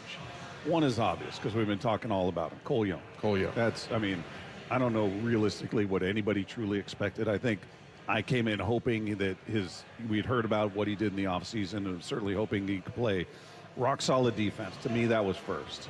That was first. All right, if he gives you anything offensively, it was almost gravy to me. I didn't want him to be a hole in the lineup, certainly. But I wasn't expecting this start, and we'll see if he can maintain it. But he's the obvious one. The other three to me are Raley, Canzone, and our guy in the rotation. Our guy that we've been talking about, Emerson Hancock. Yep, those are emerging. Well, in outperforming what you would reasonably expect from him. Right. And he, along with Cole Young, is doing that because I think for me and a lot of people, the expectation of Emerson Hancock was just give me 5 and 3. Just keep the team in the game. Keep us afloat while you're in the rotation. You're going to be out of it when Bryce Miller's healthy. So just do your best to be that 5 and 3. Maybe you give us 6 sometimes, and maybe just keep the team in the game. And he has been much more than that. So those are two guys that are getting it done right now. And even Canzone, I think he's hitting like 280 something at this point. He's had a nice start to the season. Rayleigh has certainly cooled off, but he got off to a red hot start. So those are my 4 candidates, where 2 of them are actually 3. You throw Canzone in there, but in a big way, Cole Young, in a huge way, Cole Young, and then Emerson Hancock would be the other one. Yeah, I mean, Canzone, I would say he's outperforming, 284, batting 284 right now. I don't want to bring up a sore subject here, but do you think Luke Rayleigh is definitely, I mean, because he's kind of on the borderline for me, but is he definitely that guy that's outperforming if they let him hit against lefties? Oh, I don't know. I know at this point he's in a bit of a slump. Had they let him hit when he was red hot, does he still remain hot? Is he? I don't know if he's seen enough from lefties to really feel comfortable up there. So you know why? Because they don't hit him. Yeah, they platoon him. Yeah. And they platoon with Canzone as well. They don't with Cole Young. They don't with Naylor. They don't with JP. Naylor and JP make sense because they're veterans. They've got a resume. You know what they do. Cole Young came off a year where he struggled. I mean, he didn't play a full season, and he kind of faded last year. Against lefties?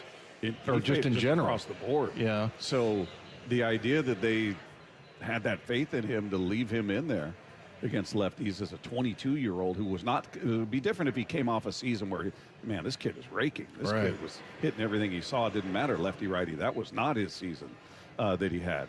He played, 77 games, I think, something like that. It had moments, but overall, they were talking about, he had to get stronger. He had to, change his diet a bit in the offseason. And so you didn't really know what he was going to do, but they showed a lot of faith in him early, leaving him in there against lefties, and it is certainly paying off. Yeah. So I mean, Cole Young he's just been incredible, and there's never been any question about pinch hitting him against lefties. So it's just he came in and like this year, and it was like ready to go in every situation. So yeah, he's by far been I would say the biggest.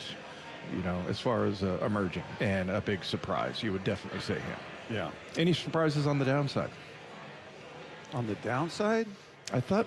No, surprise. More disappointment is just Victor Robles being out, being hurt again. We were really looking forward to a full, healthy season of him. What could he provide? Because he can be a spark in that lineup. Certainly, we've seen it. I think of the 3, or I guess probably 4 options you now have, if you throw Ref Snyder in there, in right field. He's your best defensive player between Rayleigh, Canzone, Ref Snyder. Robles is your best defensive outfielder. But yeah, he's disappointing not because he didn't perform, but just he's hurt again. We haven't seen him. You kind of almost forget about him. Mm-hmm. So yeah, that would be my one. Anybody for you? Yeah, I mean, I guess just how many games has Brendan Donovan missed? It's been a chunk. He's had a couple different. He's been out for a stretch now. I don't know what his game total is at this point, but yeah, I'm confused. Yeah, he's played. What is it? I'm sorry, 18 games. Yeah. So what did they play? 32. Yeah. At this point, yeah, they played 32. So yeah, that's a disappointment to me. And look, his bat has been phenomenal, and he was hitting well above 300 for a while. I mean, I know it's short sample size, but he had a couple of problems fielding. Mm-hmm. Got picked off at one point, and but I don't know. To me, the only disappointment really is just that he hasn't played in. I don't want to say every game, but he's missed a lot. Yeah, that part is a bummer because I would argue he's been better than advertised at the plate. Defensively, certainly shaky. Looked like he was starting to correct, but then getting hurt. We'll see what he is when he comes back. Meanwhile, Mike McDonald has history with Jadarian Price on the field. We'll hear about that. Seahawks rookie and all that experience when we sweep the dial. Coming up with Wyman and Bob live from Victory Hall at Seattle Sports on 710.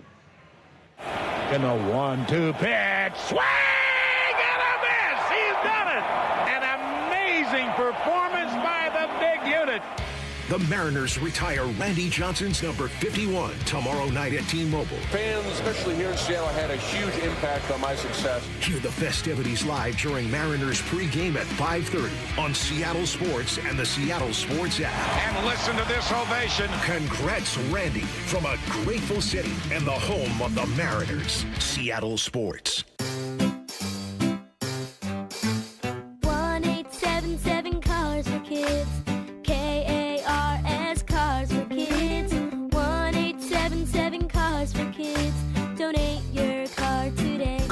1-877-CARS-FOR-KIDS to reach a friendly live agent. Donation is super easy, and your car can be picked up as soon as tomorrow. Call us now or go to carsforkids.org. 7 Cars for Kids.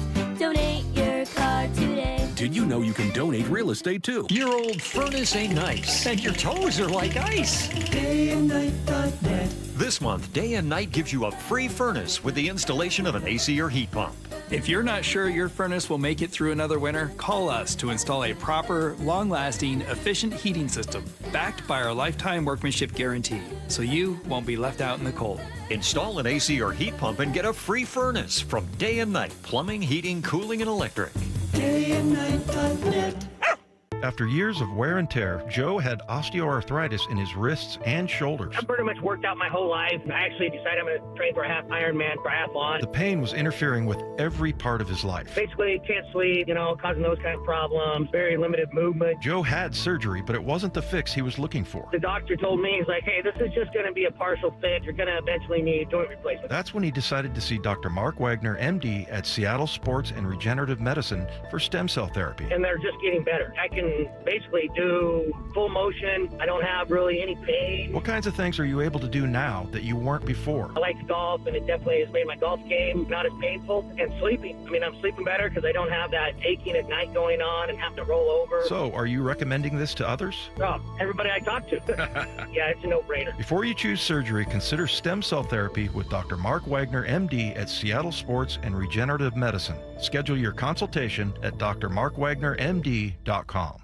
This is a special alert to all Americans who own a vehicle with less than 200,000 miles with an auto warranty about to expire or with no warranty coverage at all. Due to a decline in the economy, CarShield is announcing a low-cost month-to-month vehicle protection plan that is now available to the public to save any driver out-of-pocket expenses on future auto repairs. Call now to find out how you can pay almost nothing for covered auto repairs. Yes, you heard that correctly. Pay almost nothing for covered auto repairs. An open phone line has been established for all drivers to call for a free quick quote. Call 800-292-4541 now. Drivers who are covered will not have to pay for covered repairs again. This protection plan is at an all-time low. Additionally, drivers who activate this vehicle protection today will also receive free roadside assistance, free towing, and car rental options at no additional cost. Call us for your free quick quote today. 800-292-4541. That's 800-292-4541. What do you have to lose? Call 800-292-4541. Again, 800-292-4541. Are you curious about who offers the best deals on top-rated Samsung, LG, and Sony TVs?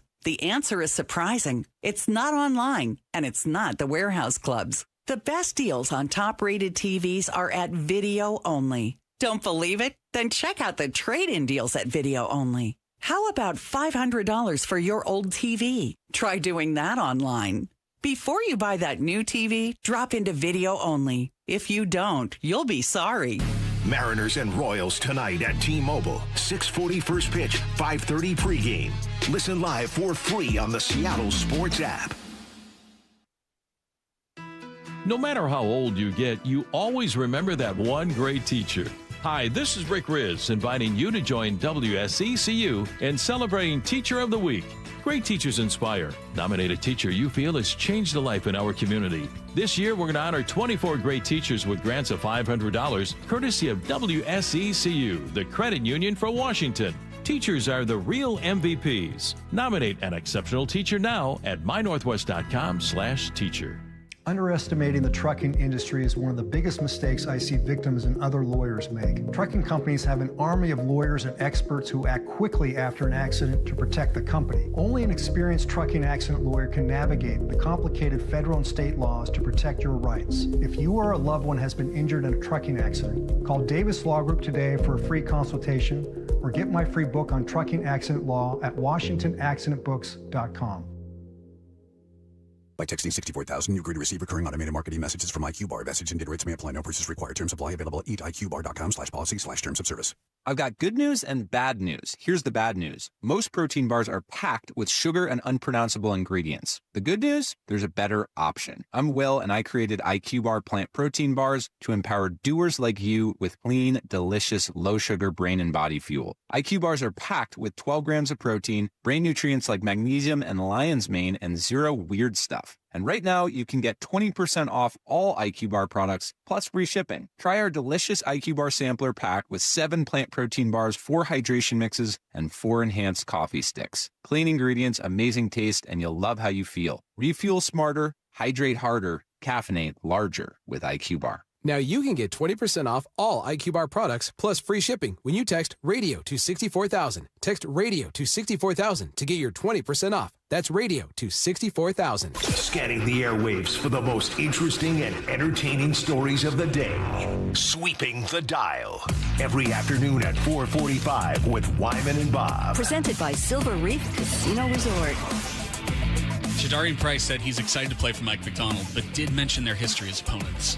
Yeah. On that point, all 3 times that I've met with Coach, he has mentioned that game, and he hits me with the, hey, if I was coaching you, I would have, and you ran the ball a little bit more, maybe I would have beat us. So, but that's in the past. You live and you learn, But he's a great coach, and I'm excited to play for him. I like that he did. That was his Mike McDonald voice. Oh, if you were doing it. That's always the goal, to make the other person sound really dumb. Exactly. Yeah, so that was a Notre Dame-Michigan matchup that apparently Michigan won. Yeah. So Mike looking at him. Mike was letting him have it. I'd have used you like this. We would have done this. See, and that's a good way to say that, to bring it up. You like, they totally misused you. If I had you on my team, yeah, you'd have been much more effective. Yeah, I'm excited to see this kid run, just to see what he looks like out there, and obviously hoping for Charbonnet to get healed and be ready to go. Still hoping for McIntosh. I don't know if he's going to be part of it or not, but I just want to see him get a full opportunity and see if he lives up to anything we thought he could be. But Kenny Mack, he just seems like a great kid, and he did have some electricity to him anytime we saw him. But even when there were injuries and he was healthy, he wasn't getting that opportunity. So there must be something they're not seeing in practice. Anyway, it's going to be an interesting backfield with Jadarian there, and just seeing, hopefully Zach's not out long. Hopefully he's at 100% fairly soon into the season. I don't know what a realistic timetable is for him, or McIntosh for that matter. Yeah, you know me, I don't expect a lot from rookies, and I don't count on them, but I have some pretty high expectations for Jadarian Price. I just think and again, I've been saying it all week, that like at the end of the year, I think he might have more yards, even, all things being equal, than Jeremiah Love. Just because, number one, I think we have I know it's a new offensive coordinator, but it's kind of the same type of system. But some of the cuts that he made and the decisions he makes and that decision making, how quick it is, I am really fired up to watch this guy play. So, but look, I mean, he's a rookie. Rabel always says, the thing about a rookie. He loves that line. Yeah. I tried to block it out of my mind. You can always tell a rookie, you just can't tell him much. Is that it? Yeah. Yeah. It's utter nonsense by Rabel. No, I'm kidding. No, he's mostly right. And that's usually how I think about rookies. But this one is different. I think this guy's really special, and everything you hear from him, just, great dude. They had Jadarian Price Day down at his hometown in Texas, and he just handles everything really well, including, taking care of his younger siblings when his mother went, 16 rounds with chemo and became cancer-free, actually, in, I think, 2017. So good for her, and that's just fantastic. But he's just an incredible kid. Sweeping the Dial. Mike McDonald explained what he's hoping the rookies will take away from minicamp. Well, it's multifaceted. I mean, with the guys that we know are going to be here, we definitely want them to. It's an introduction to how we do things here in Seattle, and it's such a great opportunity to see some of the trial guys as well. And we have a pretty good history of to find some of these players. And when you talk about being 70, 90, 105. People deep, like it's going to be needed, whether we want them to stick with us right now or, be in the bullpen, so to speak, where they're one of the first guys we call. So I think of guys like Jamie Sheriff and, that are still with us now. So this is a great weekend. He's finally back on the grass. Yeah, there's a lot of things to be fired up for. It's going to be interesting to see if anybody does come out of that group. And we talked to John Boyle earlier. I don't know how organized everything is. You got a bunch of new guys out there going through it, so most of them are out there trying to prove that they can play football. He said, I think, a total of 68 players out there. So you got 8 draft picks, 60 other guys, some of which were on your practice squad. But, yeah, I mean, you got a lot of guys out there trying to show you I can play football. And good on them. Hopefully there's a great story that comes out of that. I know. Can you imagine, like, if that's your lifelong dream and you get this one opportunity? Yeah. And that's what I always say about, like, when guys after camp, when there's cut downs, there's lots of people out there telling stories. Yeah, I was in camp with the Seattle Seahawks back in. And by the way, one of those guys, our guy Andre. Yeah. He was a tight end. Was he in camp? Yeah. Was he one of these guys that tried out? I don't know if I think he was in camp when it started in July. Oh, really? Yeah. So, yeah, I mean, there's lots of guys like that are out there that just, came really close to getting to the NFL, and you're probably in the top 2 or 3% because we know what top 1% coming out of college, or maybe it's even less than 1%, make it into the NFL. Sweeping the dial. Adam Schefter says there's progress being made on the new CBA between referees and the NFL. Christine, the tone around these talks has shifted. It has gone from what both sides described as dire in March to now where it seems like there's been some progress, so much so that the NFL has already sent out officiating assignments and crews and whatnot, and they're getting ready for the season. They're hoping that the two sides can bridge their differences as the talks have been ongoing to figure out a resolution to what is held up an agreement between the NFL and the NFL Referees Association, but the tone is markedly different than what we heard a month ago, which does raise the hopes that there can be some settlement here along the way. Boy, Schefter sounded fired up there. Very excited about the idea that the replacement refs will not be a part of the proceedings. And we read the story yesterday, Dave. We were talking about this, that they handed out the assignments and they've got them out. It sounds like the talks are progressing, which is phenomenal news because I think every NFL fan is very aware of how things went the first go-around with replacement refs. And it came to a head right here at Lumen Field. Right across the street. The Fail Mary. Yep. It was a debacle. I'm sure those guys were doing the best they could, but you've got a standard with the officials here that needs to be met. You're just too big of an entity to have less than determining outcomes of plays and ultimately outcomes of games.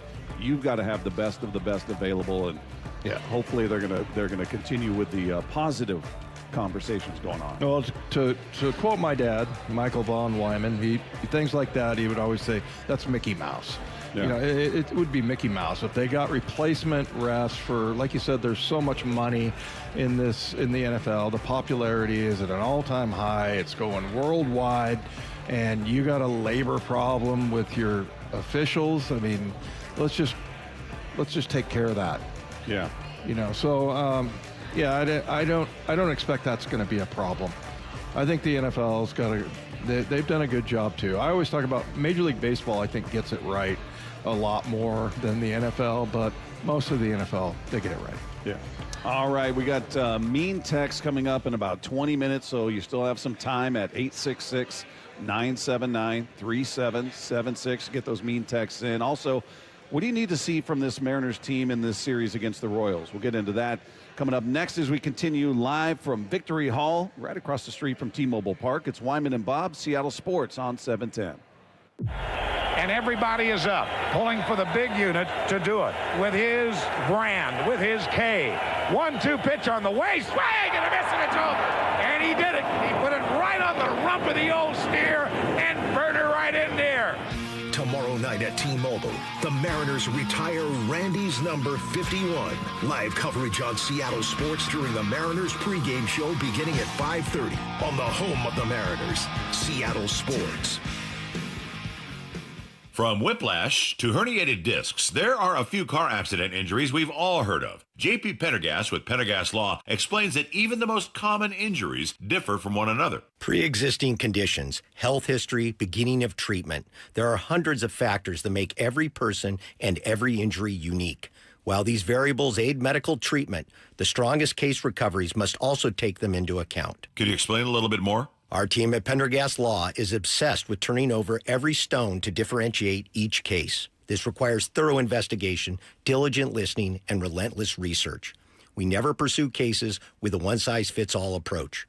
We built our success by treating every injury and every case with the individualized attention our clients need and deserve. Pendergast Law's individualized approach to even the most common injuries makes the difference in case outcomes. It's another reason why I can't recommend them enough. If you or a loved one has been injured in a car accident, call Pendergast Law. We can help. Harry Douglas here. Let me ask you something. What if you can enjoy the taste of a cocktail, the warmth of a spirit, and still stay fully in control? That's RK Zero Proof, a pioneer in the alcohol-free spirits category. RK delivers bold flavor and a real warming sensation with zero alcohol, zero sugar, zero carbs, and zero calories. Perfect for nights out, social gatherings, or anytime you want the experience of a drink without sacrificing tomorrow.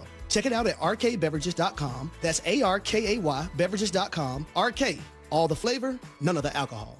Evan Cohen here. PayPal is now the official peer-to-peer payment sponsor of the NFL, which means all the money moments that fandom creates, whether splitting tailgate costs or chipping in on tickets and game day food between friends, are covered. Wherever the game is played or watched, PayPal moves with fans. You can send money through text, email, or directly to your friends with eligible accounts on Venmo. Just download the PayPal app, share all the moments that matter. Account with PayPal is required, not available in all regions where PayPal operates. Finding great candidates to hire can be like, well, trying to find a needle in a haystack, but not with ZipRecruiter. Its powerful technology actively finds and invites qualified candidates to apply to your job. So while other companies might deliver a lot of hay, ZipRecruiter finds you the needle in the haystack. See why 4 out of 5 employers who post a job on ZipRecruiter get a quality candidate within the first day. Try ZipRecruiter for free at ZipRecruiter.com/free. That's ZipRecruiter.com/free. ZipRecruiter. Save $2 when you buy 2 cans of Superior Products Coverall Tire Dressing. Plus, get 4 times O-Rewards points now at O'Reilly Auto Parts. O'Reilly Auto Parts.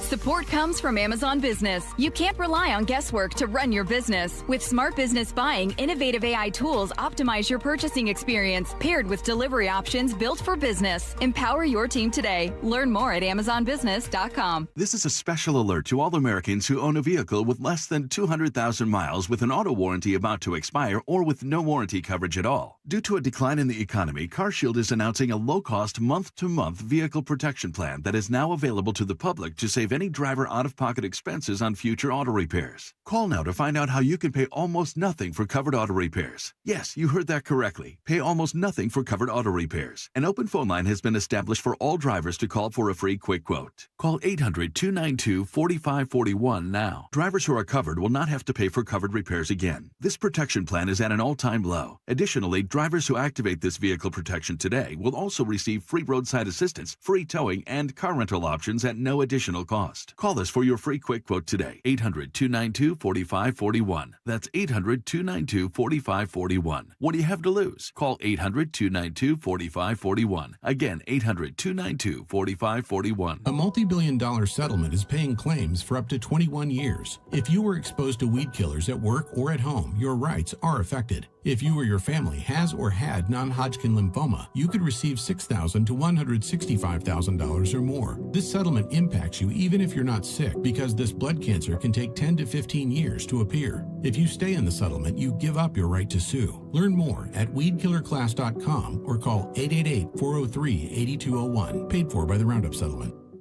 Hi, Flo here to say that Progressive knows that life can change quickly, so it's good to have flexible coverage. Oh, like when I have to take my ex off my policy. Oh, sorry. But yes, we can do that. And can you send them a message and tell them that they have trust issues that they need to work on? We don't really get in the middle of these conflicts. Also, can you let him know that I was faking interest in his band and it's probably time to grow up? I'm not going to do it. Just know that with Progressive, you can easily make changes to your auto insurance because we know life changes. Also, I'm staying in touch with his mom because she's absolutely lovely. Bad idea. Progressive Casualty Insurance Company and Affiliates. Let's go! This is Seattle Sports. Streaming through the Seattle Sports app. KIRO AM Seattle. KIRO FM HD2 Tacoma. Home of the Seahawks, Mariners, and everything Seattle sports. Seattle Sports Snapshot. Well, the Indianapolis Colts will not pick up the fifth-year team option on quarterback Anthony Richardson Sr.'s rookie contract for the 2027 season. Sources confirming today. Today is the deadline for NFL teams to exercise the fifth-year options on 2023 first-round selections, with the Colts declining to do so. As expected, Richardson, the fourth pick in 2023, will hit unrestricted free agency after this upcoming 2026 season. Exercising the option would have come with a guaranteed salary of more than $22 million. Meanwhile, Mariners get back to it this afternoon. They welcome the Kansas City Royals to town for game one of their series. Three-game series starts tonight. Brian Wu on the hill for your Seattle Mariners. You can catch it all starting at 5:30 with the pregame show. 6:45 first pitch right here, Seattle Sports on 710. Snapshot brought to you by Miller Lite. When it's game time, it's Miller time.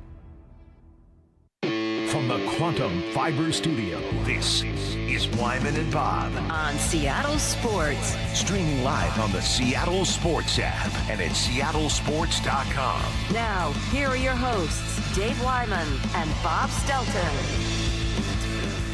We continue live from Victory Hall, right across the street from T-Mobile Park. What, do they just crank the speakers and scare the hell out of everybody in here? Is that what happened? Matt is cracking up over there. I think the whole room just collectively jumped. Yeah, we didn't do anything. It was him. Matt's getting a huge kick out of that. Yeah. Coming up at 5:15, we got mean text coming up, so get ready for that. 866-979-3776. Meanwhile, what is it you're looking to see outside of a win? Obviously, what do we need to see in this homestand, beginning with the Royals? I'm going to start with pitching. Number one, we got Wu coming back, and let's just make sure that this isn't a trend for him this last. And there's no way. Like I said, I mean, coming in, he had 4 of his 5 starts were quality starts.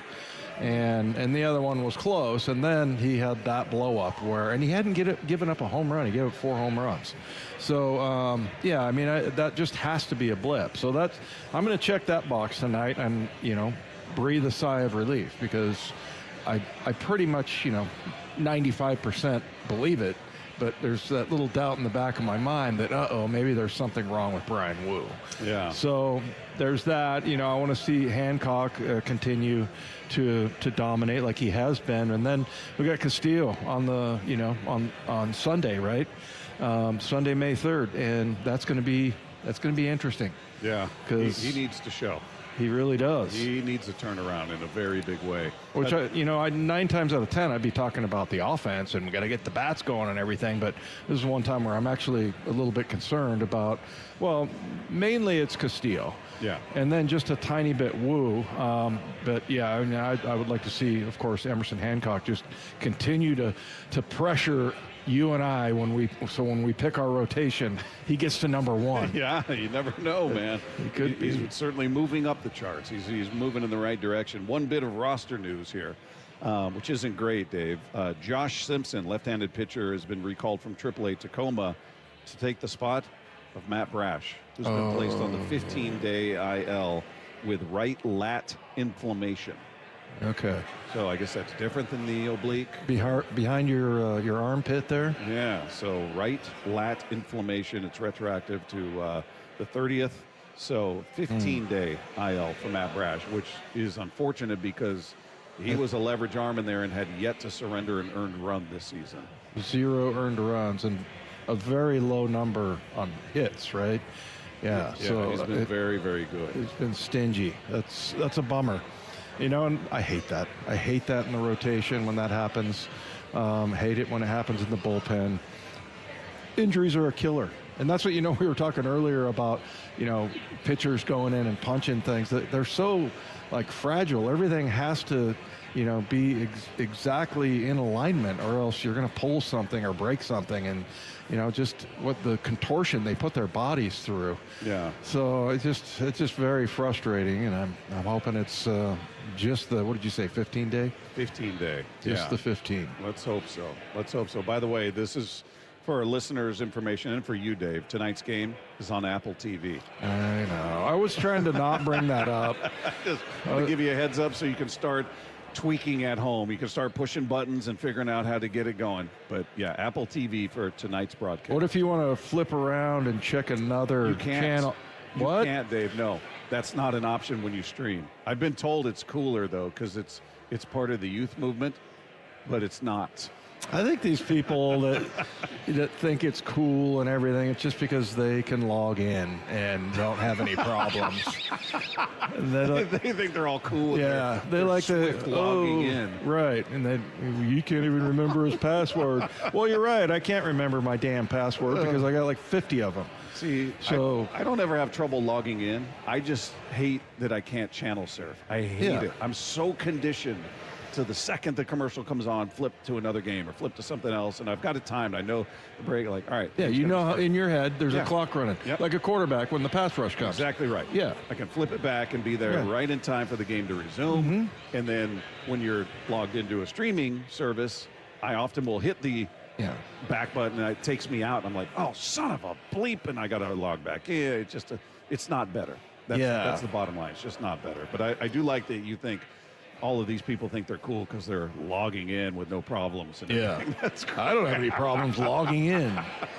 And I know I'm not going to scan a QR code. All right, that's the other thing. You might I have no idea what's going on there. Meanwhile, the lineup is out for today, and it's good to know that Jerry and Dan are big listeners to our show because Cole Young has been moved up a spot. So a spot. He's gone from 8 I to thought we 7. called for 2, Bob. Well, maybe they're going to baby step it. They're going to just go one at a time. So maybe they'll just, as long as he remains hot, they'll continue to inch him up in the lineup. But your lineup looks like this. It's your left-handed lineup or facing a lefty lineup. So you got Crawford leading off, Cal, Julio, Naylor, Rosarena, Garver is your DH, Cole Young hitting 7. Connor Joe starting in right field, and Rivas playing third base, hitting 9th. Yeah, I'm okay with Rivas. I like Rivas. I know you do. He's not, lighting the world on fire as far as his batting average or anything, but I do think there's also a man's got to know his limitations. And Rivas, we need Brendan Donovan back. Yeah. It's. I'd like to. What does this team look like with Donovan back, with Robles back? Hopefully with Brash back, with no issues there. I don't know if you ever get your team at complete full strength, but this lineup top to bottom with Donovan back in the way they're clicking right now, hopefully that remains true. This is as long a lineup as they've had in years. Yeah. When guys are playing to their potential, not so much exceed. I know Cole Young's exceeding what we expected, but just Cal be Cal, Julio be Julio, Naylor be Naylor, and you're going to be in really, really good shape offensively. You should be most nights. What would be your report card for Julio? He's off to what's he hitting? He's over 250 or at 250 right now. I'm trying to remember. Yeah, he is 254. 254. He's getting on base. I'll say this. He's finding ways to get on base and have an impact, even though he's not doing the damage. He's got 2 home runs on the season. He had 3 doubles the other night, so the extra base hits are starting to come. Hopefully the ball will leave the yard. That was half his total. Yeah. The 3 doubles. Yeah, so I still think at the end of the year we're going to be looking at Julio, and it'll be a 30-30 season, barring injury, I think. Yeah. He's going to be that guy. He just kind of ends up being that guy. All we've ever said is it'd be nice to spread it out to where it didn't come in one 6-week stretch, that you're able to kind of spread that out throughout the season. Just consistency has been the bigger gripe, I guess, with Julio. Yeah. I think last year at this time, I'll put it this way, we were probably complaining about his slow start, and probably the year before that at this point. So, and we're not. So yeah, that's working out fine, and been pretty phenomenal. Made some phenomenal plays in the field. So yeah, I'm pretty happy with him. Yeah, and he kind of got buried, I guess, in terms of complaints because the whole lineup was struggling except for the bottom. Naylor wasn't hitting, Cal wasn't hitting, Julio wasn't hitting. It we were talking about Cole Young. We were talking about Luke Raley. We were talking about certainly Donovan when he was healthy. But all of these other guys were not hitting. So it wasn't just, hey, everybody's hot and Julio's off to his typical slow start. It was, no, he's got company, and he's got big company. Unfortunately, it's the entire middle of your lineup that was all sitting there going, when is one of these guys going to start to pop here? So yeah, that's definitely something that that's looked to be turned around. Naylor has been red hot as of late. Julio's been red hot. Cole Young. So good to see Cole Young moved up a spot. We'll see if that's going to be every game or if that's just this game, because Connor Joe is getting the start in right field as a righty out there. Yeah, we'll see. Are you any surprise they went with Connor Joe as opposed to Ref Snyder? Yeah, I'd like to see Ref Snyder get going, but I don't know. Connor Joe seems fine. I just like Ref Snyder and just his professionalism and the way that, you know, he challenges the pitch and then hits the game-winning, was it a home run that he hit? Yeah. And then, you know, just him being very frank about his slow start and all that. And I feel like he gets it. He's not in there. Yeah. Just since that was that's why you brought him in. That's his job. Hit lefties, and you're facing a lefty tonight in Cole Reagan. So, yeah, I'm not sure what's going on there. I would assume he would have been in the lineup, but he's certainly not today. So we'll see what goes on there. But yeah, I'm excited to see this continue. It's going to be a great weather weekend. It's supposed to be in the 80s on Sunday and Monday. So you got the Royals followed by the Braves. Braves are a very good team right now. Yeah. So this is. You gotta bank these games, or as the kids say, stack them, Dave. Stack wins. Stack these wins, and get out. You know, give yourself some slack, because the Braves are going to be. That's going to be a tough challenge. So you got that, and then you got the White Sox coming up, who are actually better than I think people anticipated they would be right now in that division. We'll see if they come back down to earth. But yeah, right now the White Sox playing a bit better than most people anticipated, and the Braves playing very well. So yeah, you got, and the Royals. They are not as bad as their record says they are. Nobody's looking past them, but this is a team that you have to take seriously, certainly. Well, you know, and the thing is, you look at their, their best. They got Bobby Witt Jr., Salvador Perez. Yeah. This kid Carter Jensen, really interesting. What a story, man. Who was it that we talked to? I'm sorry. In Kansas City, for the reporter that we were talking, Jalen. Oh. Jalen Thompson. Yeah. Anyway, you know, he's talking about how Carter Jensen grew up in Kansas City. Like, you know, throughout, I mean, he was watching baseball when Sal Perez was, you know, starting catching and everything. And now, you know, he's kind of the heir apparent, it looks like, at that position. And, but he leads the team with 6 home runs, 16 RBIs. It's a really cool story. But yeah, you look at like Bobby Witt, he's got 35 hits. His on-base percentage is .367. He's a .289 hitter. I mean, they're stacked. This is a good team. And for whatever reason, man, and I know the OPS number was the most glaring. It's like over 100 points less on the road as far as the slug goes. And yeah, it's just weird how, you know, they're struggling. So I hope this isn't their get right weekend over, the whole not winning on the road. I mean, we need those struggles to continue. Yeah, exactly. That's what we need that to continue. They don't get well here, and certainly do not get well against Brian Wu, who's looking to, recapture his magic after that last start. All right, should we get to mean text, Matt? Are we ready? Sure. All right. I guess. Let's do mean text. If we have to.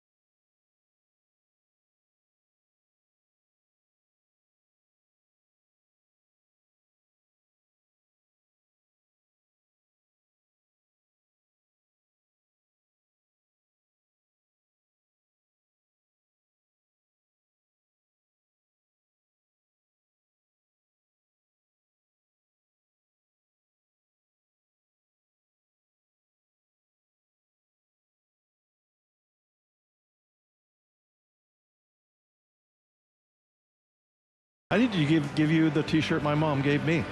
It says, "I'm not angry. This is just my face." Be perfect. Lefko has the face of a guy who tries to convince people that Aaron Goldsmith was named after a famous miner. What the hell goes on in that dude's brain, man? Oh. And then his last one was, Dave has the body of a janitor in the 40s.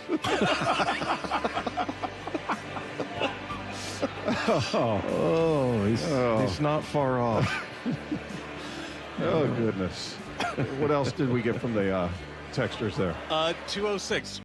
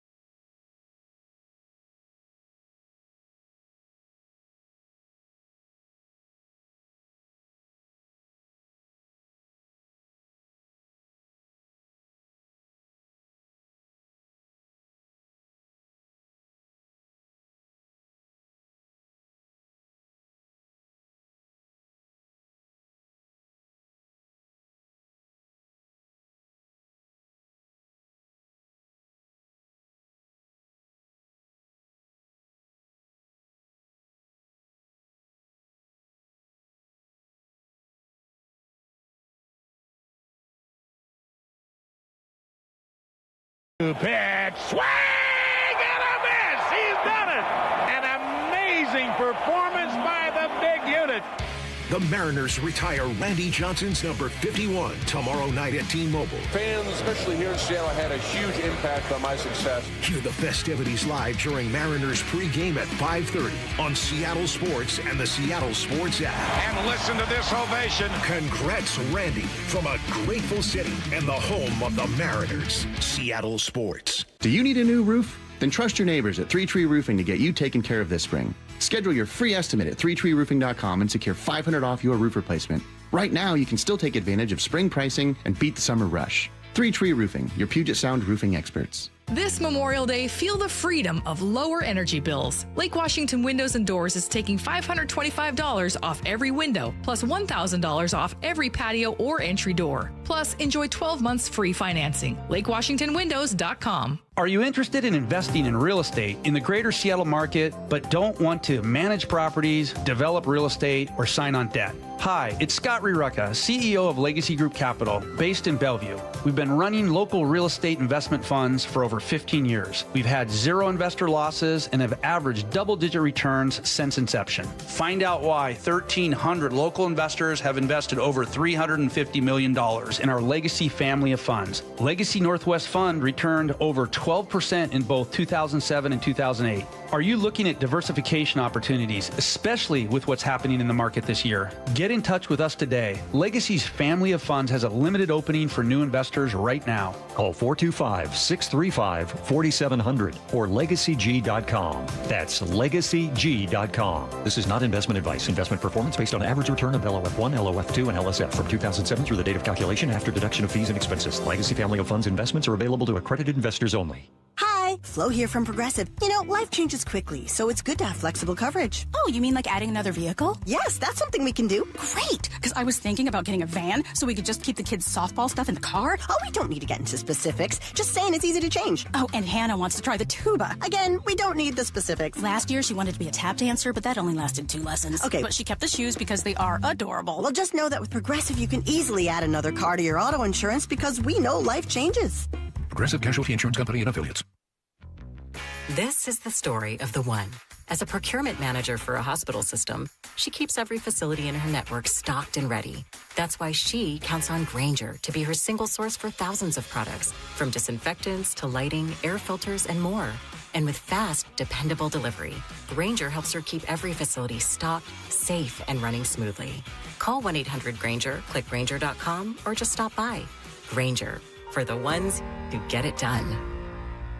Running a business means wearing multiple hats. So if you're like me, you probably started out using your personal phone, taking client calls and texts nonstop. As my business grew, I needed something smarter. That's when I switched to Quo, the #1 business phone system. Quo works right on your phone or computer. No carrying 2 phones, no clunky landline, just one easy app you can try for free. Your team can share one number and handle calls and texts together like a shared inbox. Any teammate can jump into the conversation, so customers get faster responses. And Quo's AI assistant summarizes your calls and responds to customers 24/7, so you never miss a lead or opportunity. All this starts at just $15 a month. That's basically 2 coffees. You can even keep your current business phone number. Find out why 90,000 businesses trust Quo. Money is on the line. Always say hello with Quo. Try Quo for free at quo.com/sports. That's quo.com/sports to try Quo free. QUO.com/SPORTS. Mariners and Royals tonight at T-Mobile. 6:40 first pitch, 5:30 pregame. Listen live for free on the Seattle Sports app. Sebastian's shoulder injury was dramatic. I was snowboarding down a really steep hill. I hit a tree and went straight through it and came out the other side and had torn my shoulder up. And the pain? The pain level was probably at a 9 and the shock level was at about a 15. I can imagine. It even affected the simplest things. Couldn't even put the seatbelt on in my car. Instead of surgery, he went to see Dr. Mark Wagner, MD, at Seattle Sports and Regenerative Medicine for Stem Cell Therapy, the most experienced in the Northwest with over 20,000 stem cell procedures. It's way better. I got much better mobility. It doesn't ache as much. Do you recommend it to people who may be considering surgery? Absolutely. I got a lot of faith in the way that the science is developing around it, and why not heal your body with your own body? So whether it's a hip like I had or a shoulder, elbow, ankle, wrist, knee, whatever it is, before choosing surgery, go see Dr. Mark Wagner first. Go to drmarkwagnermd.com. That's drmarkwagnermd.com. Check engine or ABS light on? Take the guesswork out of your warning lights with O'Reilly Veriscan. It's free. Ask for O'Reilly Veriscan. O'Reilly Auto Parts. Wendy's new Biggie Deals lets you choose whatever you're in the mood for. It's like a music mixing board of deals, and you're the producer. Go with some chill folk music with a JBC in the $4 Biggie Bite snack. Try the drum and bass of deals with a double stack and a $6 Biggie Bag. Or go full-on sandwich symphony with an $8 Biggie Bundle, the grand finale of snacking. And the best part? They all come with napkins. $4, $6, and $8 Biggie Deals how you want them at Wendy's. Price and participation may vary. Single items at regular price. Prices may be higher in Alaska, California, and Hawaii. Support comes from Amazon Business. Unlock smart business buying